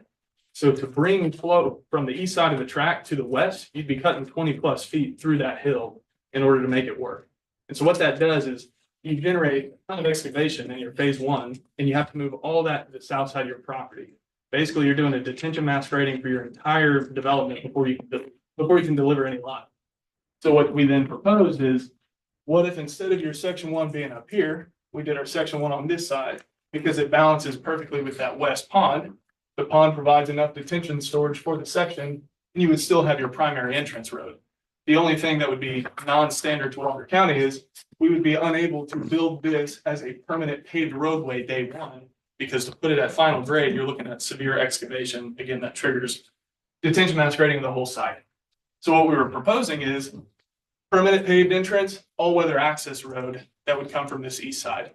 So a couple of months ago, we met with Commissioner Decker and with Mr. Andy Isbell, and we talked through all of these concerns of, hey, this is what we need to do, this is why, but what would be the concern to get a variance? And so, if I put words in anybody's mouth, please stop me, but a lot of Mr. Isbell's concerns were, who's going to maintain the roadway? What happens if the developer leaves? How do we pay for it? If we need to rebuild it, is there going to be an easement? Things of that nature. And then Commissioner Decker's primary concerns had to do a lot with ESD2. What's the fire marshal going to think? Is he going to be okay with the route, the specification of the road? Those things. So we went and met with Commissioner Decker, or Fire Marshal Chance Gardner, and explained this whole process to him. He was on board with, I don't know if it's on the screen, but it's the last page of the packet that shows the second to last page of the packet that shows the proposed access route. So initially, we were trying to do a secondary access that would go up through the water plant and out. But the fire marshal said, look, and I agree with him, said, if you put your access road south of section 1, if that entire collector, the 41-foot wide collector, ever got blocked, you would have true secondary ingress and egress by going south and around. So he was on board with that route, but he had said, all weather access road is fine, but we needed to get a geotech to come out, look at the soils and provide a specification. So we did all that, we sent it back to him, he approved it. The only thing that he wanted is a cease work clause, so that if we don't ever maintain the roadway and it becomes impassable or unusable, then they could request us to stop work on the development until the road is fixed. And we're fine with that. So I believe that answered all of his questions, but then for Mr. Isbell's, how are we going to maintain the road? So we've got Walker County mud number 1 out here, so trailblazing the path, and they would maintain the roadway. If Forestar ever leaves, the mud still stays in effect, and you still have a method for continuing to fix the road. As an additional layer of security, we've fine with doing some sort of a bond. And what we started looking at is, I say Montgomery County, they have a very easy way of doing dollar per linear foot to come up with a bond. We started there to see what that got us, $80 a linear foot. So we bid out that roadway, this one right here, using the spec that the geotech provided. And it's about $200,000 to make it work. It's more detailed than the normal spec that we do. This is common in a lot of the other developments that we've done. So 200 grand is what it would take to build it from scratch. $80 a linear foot is 270 grand. There's a little bit of, but we also were looking at the rules and regs for Walker County. I know eventually y'all will require a 10% maintenance bond of the future permanent costs. So the future permanent cost for this roadway that we're anticipating is 2.3 million. 10% maintenance bond would be 230,000. The 270,000 that we're providing, or that we're suggesting, would cover both of those if the board is agreeable to it. In terms of access, we spoke to the MUD attorney and they said, look, I mean, you could do multiple things, but the best thing would be a private easement owned by 4Star, the developer, but made open to the public for emergency egress and ingress. This road is only ever used, I mean, it may never be used, but it's there purely for emergency purposes. And then besides, I mean, I think that was the majority of all the questions that were asked of us. We did ask the fire marshal about a gate as well. He said he'd rather there not be a gate in case there's an issue, people could just get out. But other than that, it all works. Now, time frame, that's the only thing that has a little bit of gray area. And I'll speak very highly on this. We have one more variance that will come back in a couple of weeks, but we're working with Mr. Isbell to figure out how we're going to do this. So when we're proposing doing this section 1 first, we like it just because it can all be done. It all balances. It's kind of independent of the rest of the development. While we're doing this and constructing it, we'll be working on the detention and mass grading of the rest of the development and trying to get that submitted. The current Walker County rules, though, is they only allow a plat submittal. And so whenever we do this detention mass grading, that would then mean you have to have all the water, sewer, drainage, paving, landscaping, irrigation for everything, which would really hold things up. So my issue with the time frame is if we don't get the variance, I think that roadway has to remain in place for about 4 years. If we do get a variance and can come up with some sort of a plan, I think it's more like 2.5 to 3 years. So that's why there's a little gray area on the timing. But what I would suggest is allow the temporary all-weather access road to remain in effect for 3 years until we can do all the grading and get the permanent roadway installed.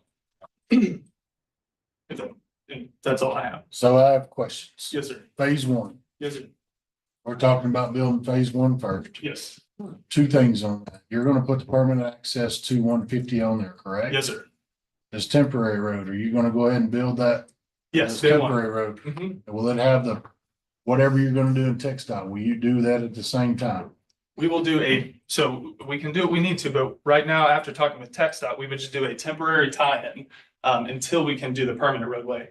When we come to the permanent roadway, we will do the official tie-in at a later time. They just want a construction permit, which You're is. talking about the turning lanes and stuff. I'm talking about. We are doing a right turn lane here. There are no left turn and right turns needed for this side. 87% of the development is expected to use this.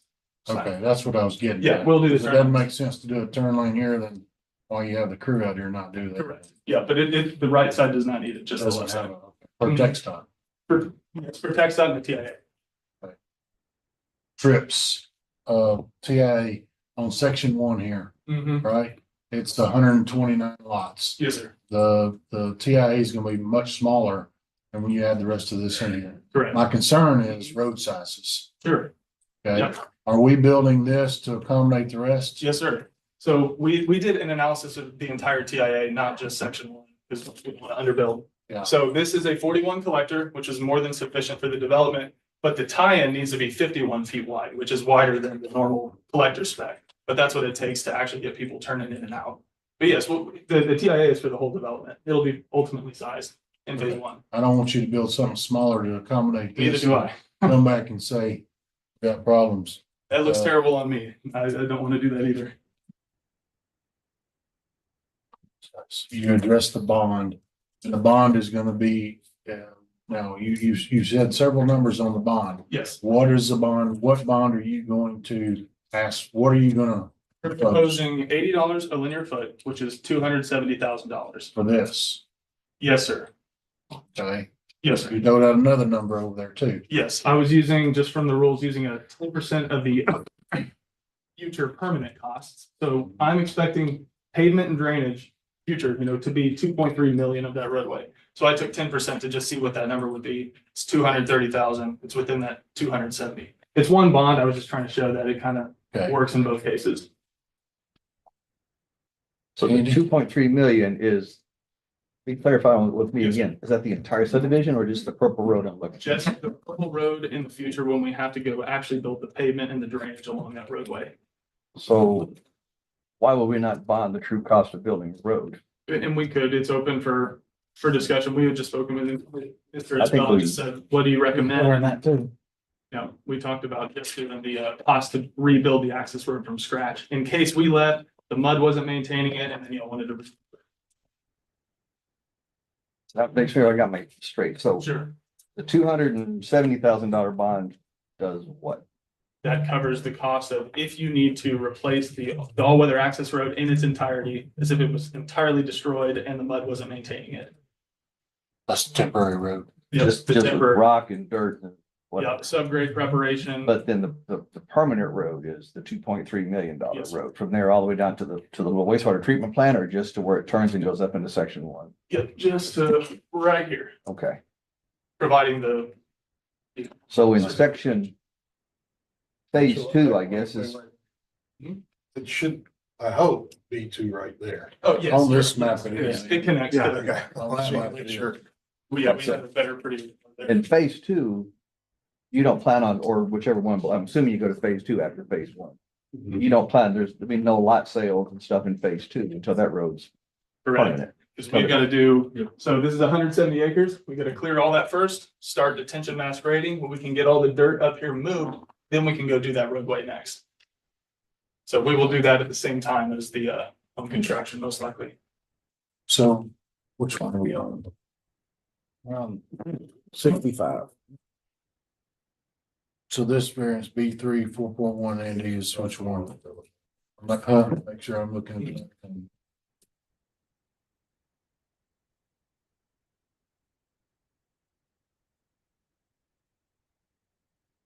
It's a pleasure to meet you, by the way. This is our first development in Walker County, so we're excited to get out here and get started, just trying to make sure we're following the book. Where you gonna live at? Where you from? I'm from Magnolia. Hey, no, yeah, it's not too far. No, it's too bad. Whereabouts? Woodlands. Woodlands? When is the mud going to be created? Mine is already, go for it. It's already created. It exists and it's an entity and it's. Yes, It's it not. does not have board members yet, so that's the, No, it does. No, it does have. we did get it, okay, yeah. Okay, so the mud exists. It To exists. be able, today, they could take over maintenance of the road. And yes. Now, I'm gonna say this on record.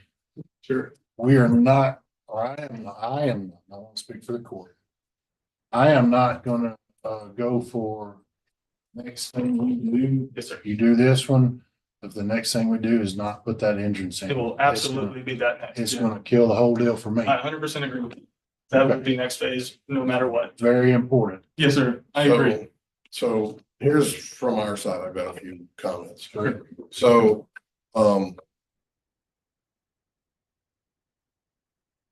and you have the review letter, Les, but in order, I think, you correct me if I'm wrong, but if in order to build the road to final spec, the biggest thing in their way right now is they've got a lot of grading to get out of the way, a lot of dirt.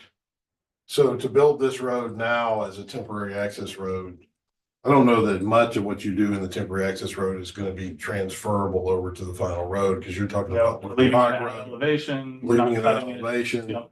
And so we do not have in our possession any sort of a plan of this road. We have a general cross section. Right. And then that's it.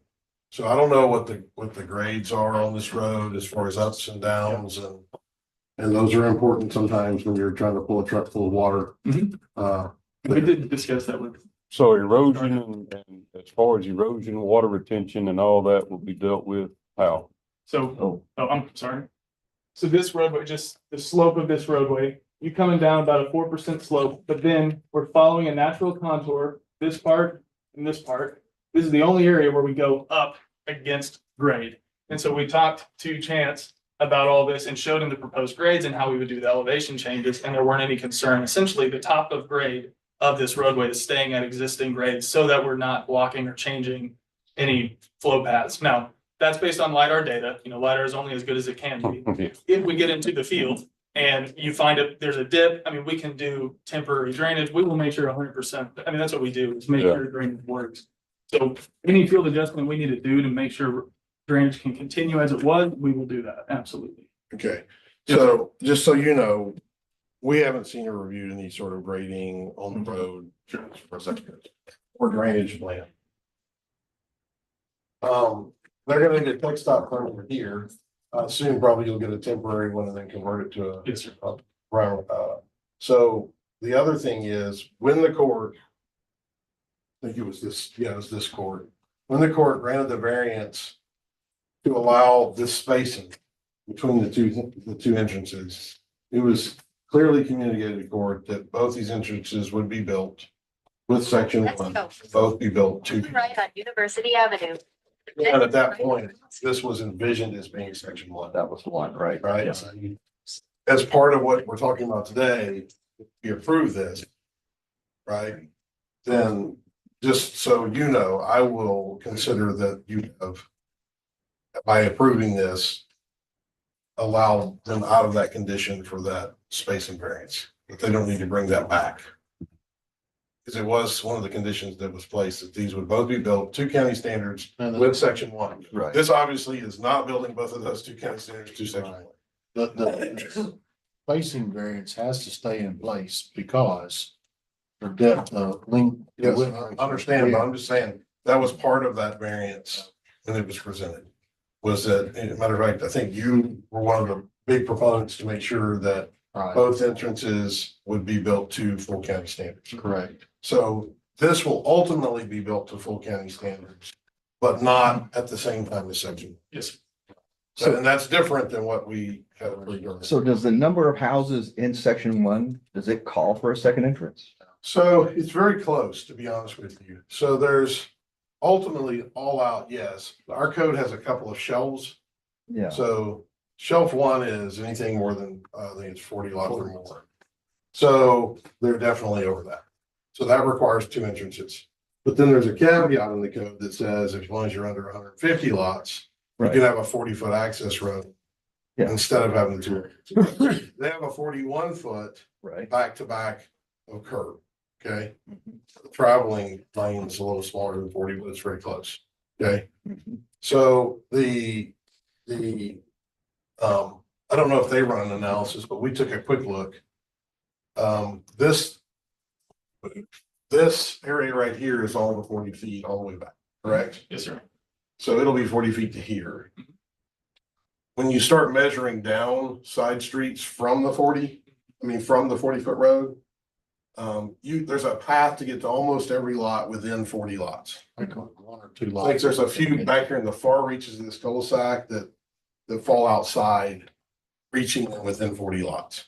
Right. So that you would have in most cases, you would have very close to 40, no more than 40 lots down a road, Right. from a 40-foot road. Yeah, 'cause, I mean, I would But almost, it's a little outside of what we would allow, but not a lot. see, I would almost rather variance that way. I would almost rather variance and say, being that we switched it in section one is marginal. Why go through all that other stuff and build a road that they're not gonna use and stuff like that, when section one, I'd rather say he's got 2 houses or 3 houses outside the 40 feet. Are you guys, because my understanding is they're in the future, they're gonna be looking at coming back with section two. Are you gonna build this full road at section two? And Colin, this would be a question. Not phase two, Right, section. no, I understand. So this section and this section are two independent sections. Yes. That would be my question then, Colin, is Yeah. would we build both sections at the same time or build one and just extend the roadway? I mean, we could do. It's definitely an option. We can do whatever. We'd have to Needed. we'd have to look at it, but it's definitely doable. Yeah, Because folks are gonna be driving. I mean, if it's a road, Mhm. folks are gonna drive on it. sure. You know, that's kind of what it's So- for. So I mean, it's not my precinct, but I think if it was me, I'd be like, you know what? I don't want a temporary road. Someone's gonna get stuck in the mud on a Sunday night in the rain. I don't want that. We did talk about that Yeah. with the fire marshal as well, but he really wanted this to be there as in case, let's just say something up here, the entire 41 foot was blocked. He's like, I need something that goes south of the section and around. I would defer to our DA on on the input of the fire marshal as far as if we have a set of standards over here that we say he's within he's legal for us and Sure. all this. I don't know. I'm not saying that in a derogatory bad way. I have to defer it. Opinion is nothing more than an opinion. It's not binding. Sure. It doesn't mean that it will not be some other regulation that you have to comply with. Yeah. What's your thoughts, Brian? You still make them do the second entrance, get that locked in where it needs to be, but I don't see any reason to build a stupid road through the woods. Temporary wood Yeah. road? What are you gonna do with it? Who's gonna? How many's in the? Use it temporary. 140 lot? In the entire blue area, it's 129 lots. 29 Yeah, lot. 129. If they had 10 more lots, 21 more lots, Yeah. 21 more lots, then they would have to have a second entrance. Yeah. Yeah. But they're accommodating it by building a 40-foot road, They're or coming. 40-foot road. Yeah, but the 40-foot road only serves you below 150. Yeah. If you're 150, you've got to. You got to have the other entrance. And normally you have to have every lot has to be within, you can't have more than 40 lots that are on a regular standard road before it gets to a 40-foot road. They're a little off on that, but not a lot off. Well, what I'm getting at is I kind of see Bill's point. I mean, There's a lot of complications with the road, but it provides you a temporary second entrance. And we're all talking about temporary. Yeah. But in my world, sometimes temporary becomes permanent. It does. So We sometimes people walk off from projects. This is not saying that they will, but Yeah. they leave projects and section one may be all that ever gets built. That's exactly right. Right. Then you have So- some. So, but what we're going back to is our engineer says GLS does not recommend approval of this variance based on the information provided, period. This is an alternative proposal, for allowing them, it provides safety to the back. Yes, the fire marshal did that and fire marshal's not our problem, but it's their problem. This is just kind of telling us what's going on so that we say, yes, we'll bless it, building this one first. And when you get this done, we'll build a second one. Because our original proposal was not from them guys, but the same group that they bought. We're doing this at the same time, front half. They changed it. This is their alternate proposal to go against what we originally approved. So The other thing is, coming up with an accurate bond amount without plans, it's hard. Yeah. Estimation. Right?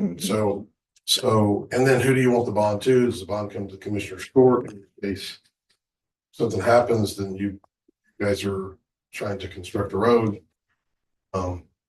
That's another thing to think about. and the time frame. So, I mean, the time frame from where y'all are building section 1 to whatever you're calling 2, 3 or 2A and B, what is that going to be? So this is the one I was saying, it's got a little gray area depending on how we figure out this detention mass grading submittal. So clearing 170 acres at a day and a half per acre is about 9 months. Yeah. Doing detention mass grading for that same is about 8 months. And then 2 sections or a section and an extension is anywhere between 6 months and a year, depending on how you phase it. So That's where you're I'm coming up thinking with the 3 absolute years. fastest you can get it with no issues is 2.5 years. 3 is reasonable. If no variance. But you're not proposing putting the easement in place with a 3-year time limit. You're proposing to put the easement in place until it's platted. The final roads are constructed. It would remain in. You're effect just until guessing platted. it's going to be 3 years. Correct, estimation. So GLS said their recommendations was a bond to cover the full construction costs of the permanent full width curb and gutter roadway compliant with Walker County development standards.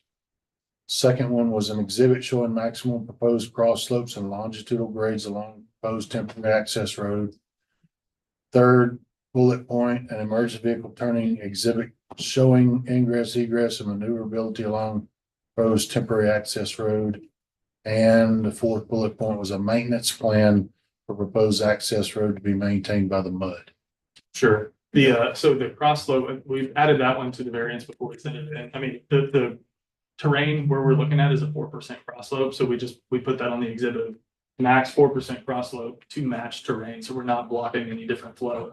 But So one of the big things that you'll see in there, I've heard it called out, if you go the route of this, is that this access right here, if you try to bond final construction. Final construction will take place on a completely different grade than the one that's there. So a bond for final construction issued today will also include a whole lot of dirt removal and moving around of. Right, you can't look at it as just a section. Right, so I think that everybody sees that, but we'll make sure everybody sees that. They do a full bond for final construction of the road according to curb and gutter. That includes the amount of money that it's gonna take to move the dirt that needs to be moved, establish the grades that need to be established, to build that road. Which is what they're hoping to do, although it's not part of today's agenda, potentially in a future application for mass grading. Over a different period of time. But right now, again, going back to the other comment, it might be, it's a court's option, but if this road would be, if you leave this out, it may still have to deal with the ESD on that road. Just because we leave it out doesn't mean the ESD can't require something under their code. I don't know what their statutory authority is, but they may have the ability to require it anyway. We're just sort of out of it. If we don't leave it out and you guys want a full bond, I don't see how they're going to get to estimate of a full bond without pretty detailed plans. Yeah, that, and I don't know how to, And I don't know how to keep that cost, because essentially you would have to say, well, that triggers detention mass grading of everything, so I have to do a. And then you're throwing in the detention and mass grading cost into that bond. I don't see any, I mean, they may see a way around it. I don't know off the top of my head. So, if you bond anything more than just sort of the surface road, that's what you get into. I'm not saying that you should get into it. Obviously, it's recommended. That's what our policy would require if you were building it. I mean, and that's a concern I have is it's March and it's pouring down rain and it's muddy and this road is a disaster. And they call the mud and they say, hey, you gotta do something to this road. And well, we don't have any money. The last thing we want to do is be the bond. Hey, you better call the county and catch that bond and come get this road fixed. That's what I'm saying. If you all you were building was section 1, you would be here saying, hey, I've got 2 lots outside the 40. Can I have that? And we would probably say, sure. Because you got the 41-foot road or just almost 40, we would say, sure. So the minute you turn ground in section 2, that road is in the picture now, but it's not in the picture for me yet. So, I mean, that's just where I'm at on it. Because I think it's something I don't want the responsibility of managing while it's just sitting over there. I mean, y'all can, as far as I'm concerned, y'all can grade it and use it as in and out road, but I don't want nothing to do with it until y'all start section 2. It's just there for looks, really. Yeah. That's all it is. Now, if we leave this out completely, right? And don't have them bring back the other variants on section 1, because section 1's been completely reformulated. We just need to make sure that other variance will still hold with only one entrance getting built with section 1. And then an alternative will when the second entrance will get built. Because right now it said they're both getting built at section 1.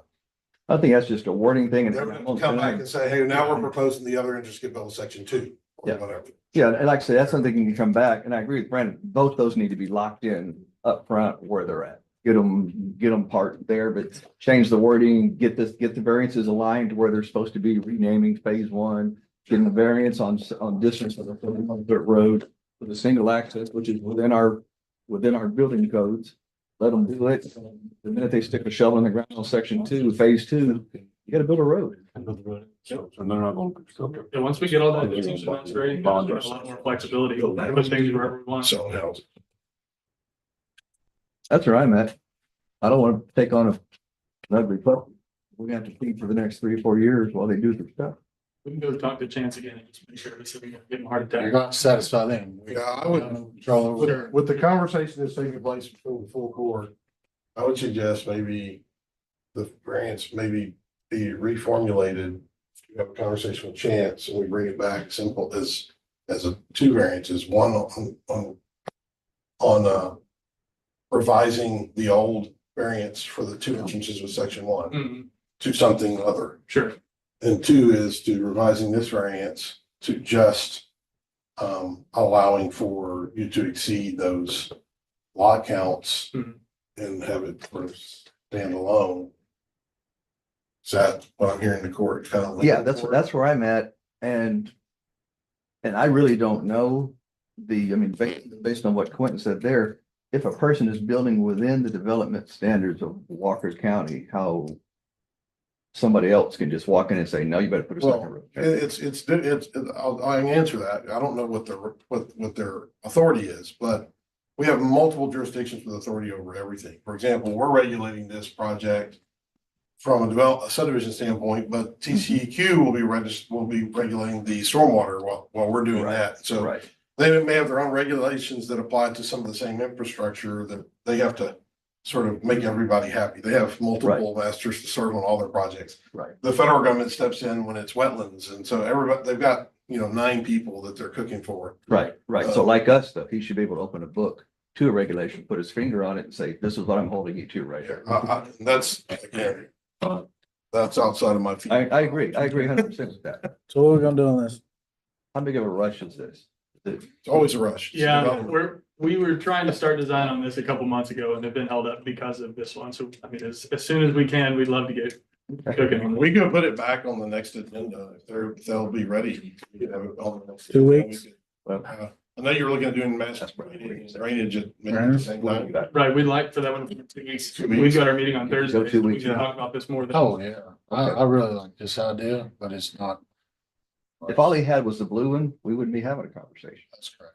To be clear, I don't hear an objection by court if they need to construct this for another agency to be happy that we're saying they can't. That was gonna be my next question. I don't hear us objecting to that if the other agency requires that additional road to be built. Correct. Got it. So our variance is only Walker County rules and regs. If fire marshal says we need it, so be it. We'll do that separately.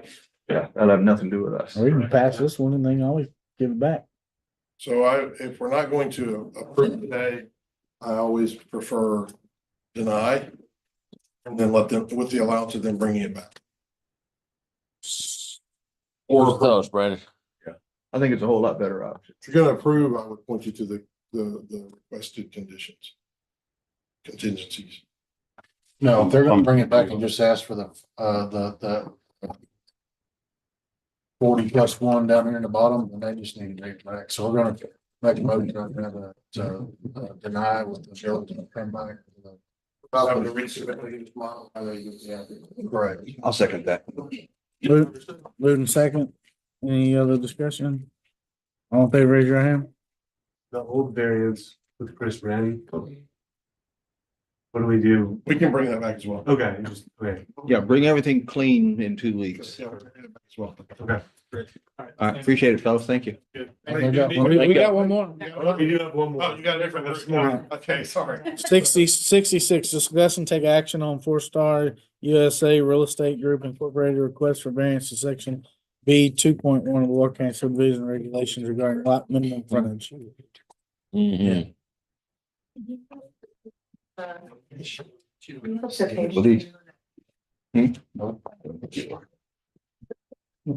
All right, so I'm gonna provide for a little background before you guys begin.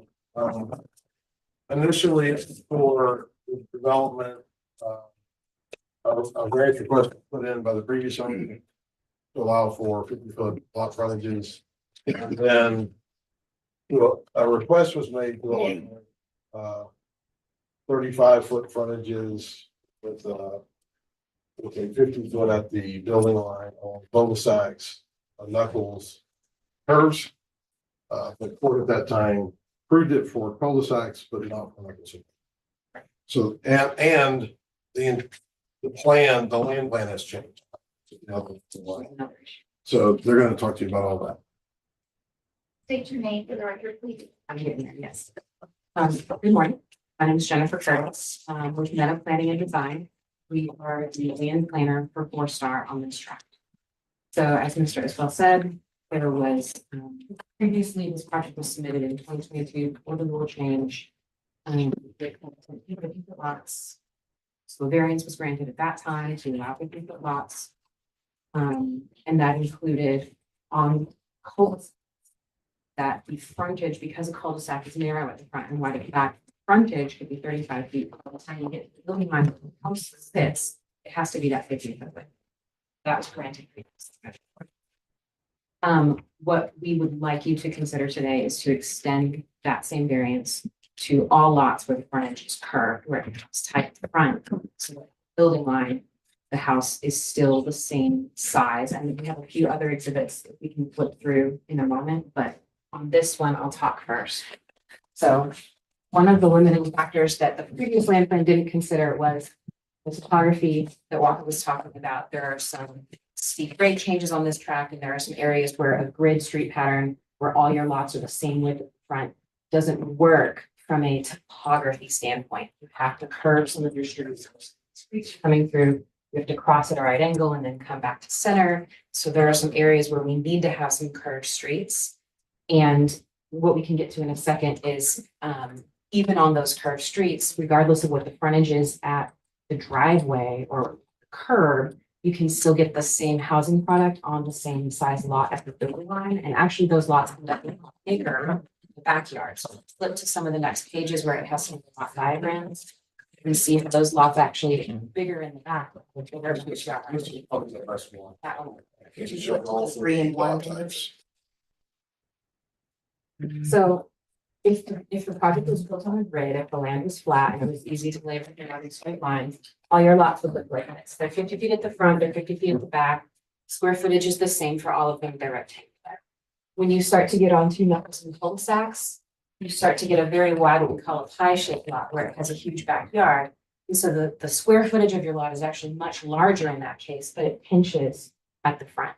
And that's the variance that was granted previously in cul-de-sacs. So we want to extend that to certain knuckles, and those are highlighted in the earlier map that we showed. We identified specific lots where that was going to be applied. And the same thing moving on to a curved street. In a few cases where we have curves, we can work logically. When you're on a curve, you might be a little bit narrower at the front. This one, for example, is 46 feet, but you're going to be wider in the back. So your square footage is going to be larger than your standard rectangular lot. And you're going to have a bigger backyard for that homeowner, even though the front gets pinched a little bit. We're only wanting to apply that in certain cases. It's not the whole project. One of the sentiments that was expressed by Mr. Isbell was, we don't want to grant this as just a blanket variance. We want you to identify the specific lots. So we have done that on a previous exhibit. Right, in the last application, they were unable to sort of lay out counts on the different type of lots, which is one of the things that was brought up the last time. Okay, thank you. So what we're asking you to consider is there are specific places where it makes sense to have a curve or a turn or a knuckle in the street pattern because of the geometry of the site that we're working with. And in those specific cases, we want to do a lot that is the same house product as the house next door. It gets a little narrower at the front, it's wider at the back. You end up with a bigger lot overall. And sometimes a deeper lot where you have a creek or something behind you where you have that natural feature. I feel like that is as good as, and in some cases better than the current standard for spotting a rectangular lot in every case. Gives you a little bit of variety and gives some people a better backyard and just a different street scene. So, again, our engineering firm, their response was, does not recommend approval of this variance based on the information provided. The lot layout is proposed will result in more lots, more cars, and less frontage to park them. Narrow lot frontage ultimately result in having street parking and less thoroughfare. I'm doing. We're at 11%. I'm From doing your, here. I mean, lots of. Let me Lose 30. Wait, just one second. Oh, okay. It's only 0.7% of the lots. So you understand where they're coming from. They're asking for a 4-foot shave on the curves. Right? It varies depending on the radius of the curve, but it's minimal in those cases. So is it 46 or is it less than 46? It could be 45, it could be 47, it could be We need 49. to It just define, depends that needs to on- be defined. Okay, Can't be open. So it says minimum 45, so 45. So on a typical curve for foot sound radius, it won't be lower than 45. Okay, so what are we asking?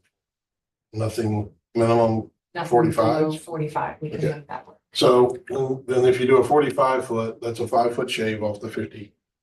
And so you just imagine 5 foot less curb and gutter per driveway, right? On each side. Per driveway. That, Yeah. yes. Right. And so that reduces, that's where they're talking about reduction. So you can kind of add that up. How many? 10 lots at 50 foot. How many knuckles is it? I'm counting 8. You'll know. So the knuckles are a different No, you area than the curves. Go back. 23 on knuckles. Then When speaking to the knuckle, What? speaking to that concern on the knuckles. Yeah. Anywhere that you have a knuckle, you're going to have a corner, because that's where they're used. And anywhere you have a corner, you're gonna have a side block where there are no driveways. So you actually end up with more street parking on those corner conditions than you would if it was just a straight grade. These are gonna be private roads or you'll ask for maintenance on it? Anything they can send a letter not to park, but obviously they can't enforce it. Yeah, How wide are your driveways? Typically 18 feet wide. You can fit 2 cars on. Yeah. So right now, our county standards is 20 foot, but it's pretty close to 18. We're setting, If you're setting home building standards and they'll follow that, but typically. so, Go off a small car. Go off a small lot. then when you look at that, that's a 20 foot pull out of the 50 foot. 18 plus whatever radius is, pull out, and then that leaves you what's left over for parking hydrants. Raining units. And so it's a 10% reduction in lot frontage on those lots. That's the point that they engineer. Because generally they're reviewing variances as either is better than what we require or as good as. You're looking at a grid pattern, with 50-foot lot that's 50 feet at the front on a rectangular lot. You're gonna fit 1 car between them. You're gonna have about 25 feet from driveway to driveway. On the curves where we're not going below 45, you're losing 5 feet at the most, so you have 20 feet. with driveways. That's the difference standard parking space. So you're not losing any curb parking. Your parking is getting a little bit shorter in those curb distances, but you still have the same number of spaces for the driveway. But depending on driveway. If you take out, if you refigure 1, 2, 3, 4, 5 of these, most of this goes away. And I understand you are doing what you're doing, but you are stuffing more lots as many lots you can. On these big curves, take one of those out and spread it out. You stop on most of this. So. So what I was trying to explain though is that like, there's not a negative impact to street parking in those areas. And there's not a negative impact to the size of the lot. It's not to go without a variance. Sorry? It's not to code without a variance. And we were very clear with Chris Wren that knuckles and curves, we wouldn't give him that, just a blanket variance to that. I understand. And that's why we identified specifically where they are on this drawing. Yeah. There are situations where it could prove as going back, but there are also situations depending on where the driveway is placed, what the drainage infrastructure looks like at final plan, where the inlets are at, where it could impact. And I think that's the comment that the engineer's making, is that it has an impact on parking. And I understand, like when you get in this bottom, it's a Yankee looking thing here. I understand that. Understanding in a deal here, but just in this curve, I don't agree with it. Yeah, that's gonna be my stance. So there's certain, we think that there are some ways that would be acceptable, but not all the cases identified here is what I'm. Very much. Okay. Yeah. Doing quick math, if you do kind of what Brandon said, you went to the spots where there was 6 of them and you made it 5. if that lot is 45 feet wide, that's 9 more feet and now you're over 50. So those are good. I think that could be very easily done. Even, I just did the quick math. If you went through and just combined, individual lots and made them double size, you would lose 4.7% of the lots. But doing it kind of like you're talking about, that's only 16 lots in the entire subdivision that would go away, and all the variances would go away, except maybe like 1 or 2. Right. You might go talk, the singles. So to swap 16 lots for bigger lots that would sell for more than the smaller lots, probably, that really cleans it up. I like that idea. So be more judicious and where those are necessary as well. I didn't hear what you said. I'm sorry. You're saying be more judicious and where that's. Yeah, like on the big end, I can't see the color on that one, but yeah, that one right there. Yeah.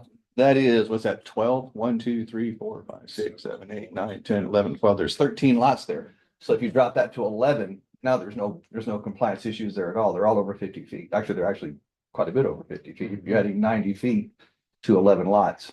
So that makes it work there. So I'd be with you on that one. I think that's,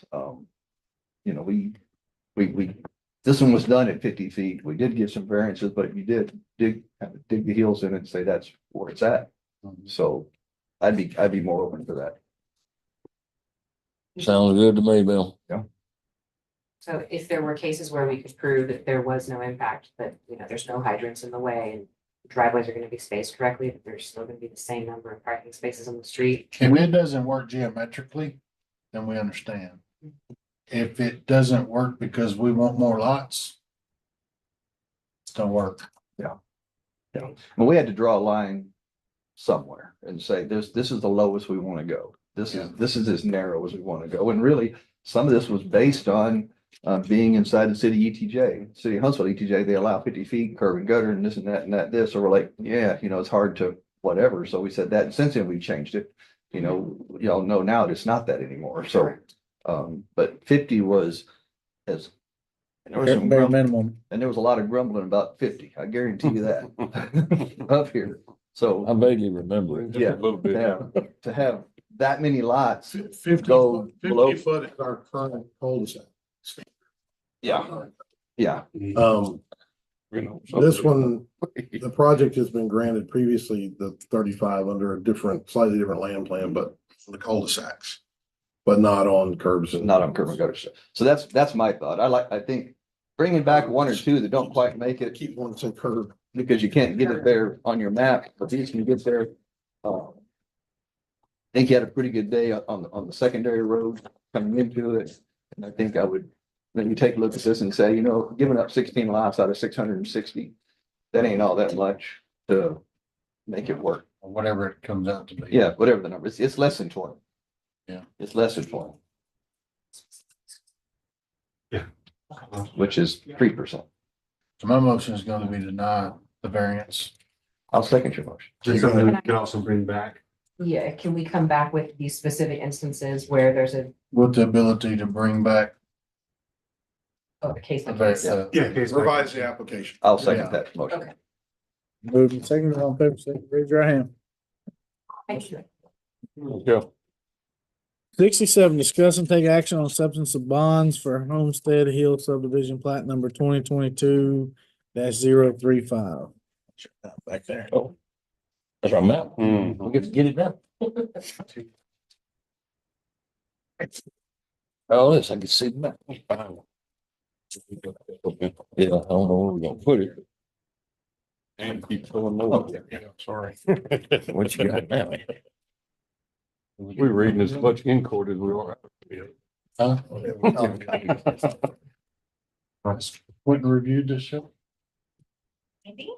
You reviewed the original bond. We just received it. 30 seconds. Hey, you putting it on us, put it on Quentin too. Y'all can put it on there. It's not my job to put it on there. I'll help you with that. So we,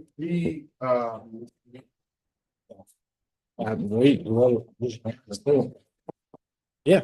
so we have 2 items related to homestead, bill One is to accept the bond, and then there's follow-up items. Plat. Not have a copy in our possession of the final bond, of the original bond. We have in our possession a copy. Okay. We have Mrs. Thornberry here today with us. You know, the questions of her, she's here to answer those questions. Oh my God, was it? If we I accept the think you go bond, together. Oh, this is new. Oh. That's a big one. it is her understanding that she can have an original copy to the county before close of business today. Or tomorrow. Or tomorrow. Oh, okay, or Say tomorrow. by tomorrow then. Okay, before close of business tomorrow.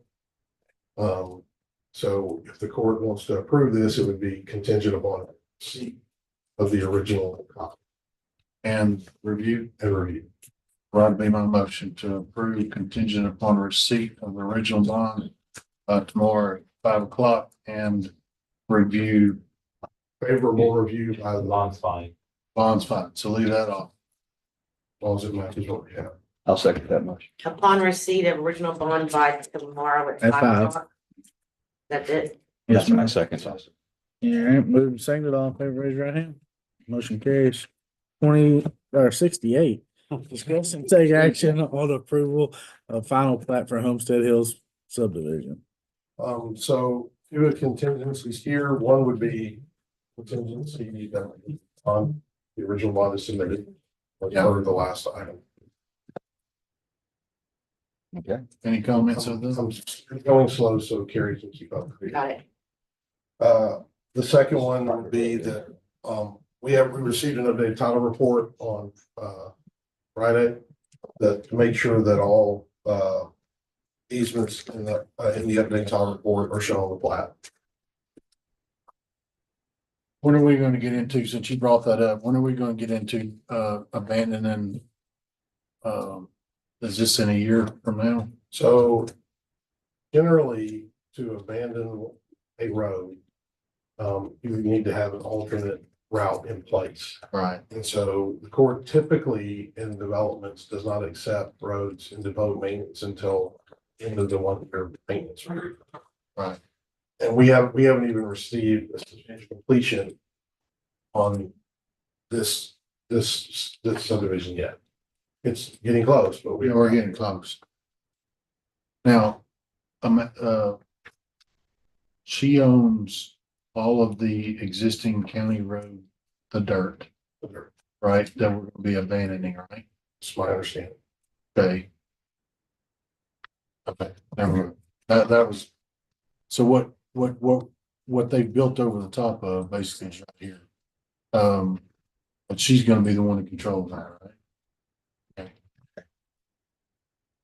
All right, what were your conditions? So the condition, contingency relating to the bond, contingency relating to all easements on the upcoming title report being shown on the plat.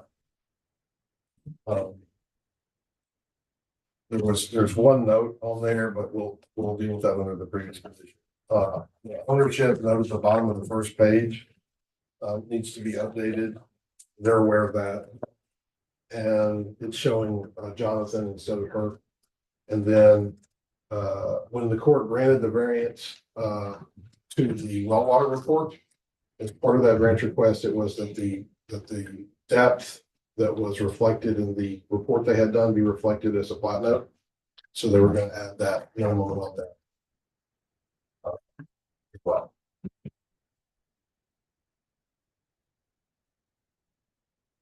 They did do the report and get a review on it, but the note references the report was done, but it doesn't reference the depth. They're aware of that as well. So that would need to be. You got those conditions, Carrie?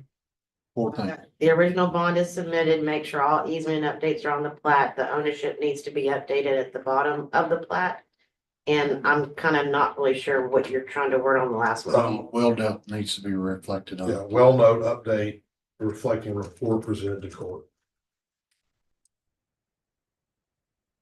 My motion is gonna be approve this with these four, for those four.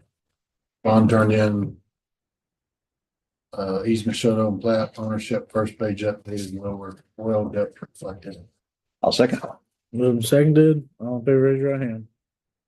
Motion carries. All right, road material workshop. Ms. Cheryl?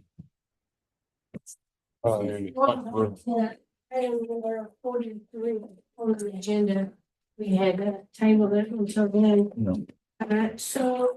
We set out renewal letters for, to renew this contract for, road base.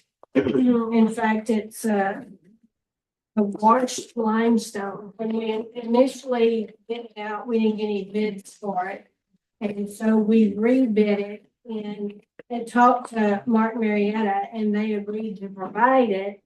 And now they've come back and said, we can't do that. So they're not renewing the contract. And I'm asking you guys, if you need it, and if so, beat the bushes. Cause I have, and nobody is providing it. So I don't know. I'm here to ask y'all your suggestions and what you would like to do to get this material. There ain't nothing you can do, Miss Cheryl. They're not gonna produce it for the simple fact that nobody wants to put the labor towards Into it? producing the material the way it's supposed to be. So So are I'm we just gonna keep using what we've been using, sounds like. Yep. What am I gonna worry about?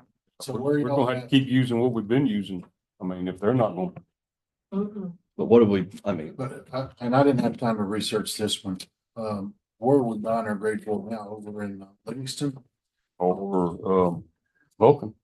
I mean, they've got the bid on it as far as, it's just the types. Yeah. This is what is it, the type D? This is. Which was the clean. Grade 4 Site B aggregate. It Yeah, says the grade 4, yeah.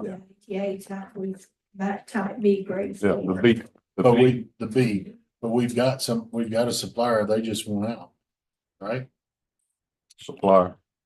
I mean, we can buy it from Vulcan, or you can buy it from, I think they'll get a bid from, and we get Well, why some, didn't Vulcan bid on it? they not this material. Oh, okay. Nobody wants to different clean, material. nobody wants to clean this material to Okay. make it work. they don't want the washed part. Yeah, to get a clean 3/8 rock, they have to run it again. Nobody's willing to do it. Yeah, the stuff from So they're Vulcan. not getting this material. No, Okay. so we Yeah, can use get this something compatible and use something, But it's not as clean. but it's not as It's clean. like the number one rock that So- we use. It's like taking it back. What about the baked clay? Have y'all, somebody bought some? I've got some, we haven't used it yet. We were getting ready to, as a matter of fact, and then the rains came. So we have one course of number 3 rock on the ground on Echo, but I haven't put that on top of it yet. I'm able to get back to it. Looks good sitting there. Oh, it works if you can get it, Yeah. you know, and And we have- I'm glad to hear you got some of it, I guess. Yeah. I don't have much you got. And we just did an exemption at the last meeting so we can keep buying it from up there. It ain't cheap. No. $90 a ton. Is that with our? You're buying it by the cubic yard. By the $90 a yard. Yeah. It's about 70%. So it comes down to about 60 or 70, which is still Still high. incredibly expensive, yes. That's, leave it alone, be my vote. So we just don't do washed. We just do what we got, live in the dust cloud. Yeah. Okay. All depends on what You sit through all this just to hear that. We're gonna go back to 43 then. Okay. Discuss and take action on solicitation for washed limestone. I'm just gonna pass on it. Yeah. Everybody good? Okay.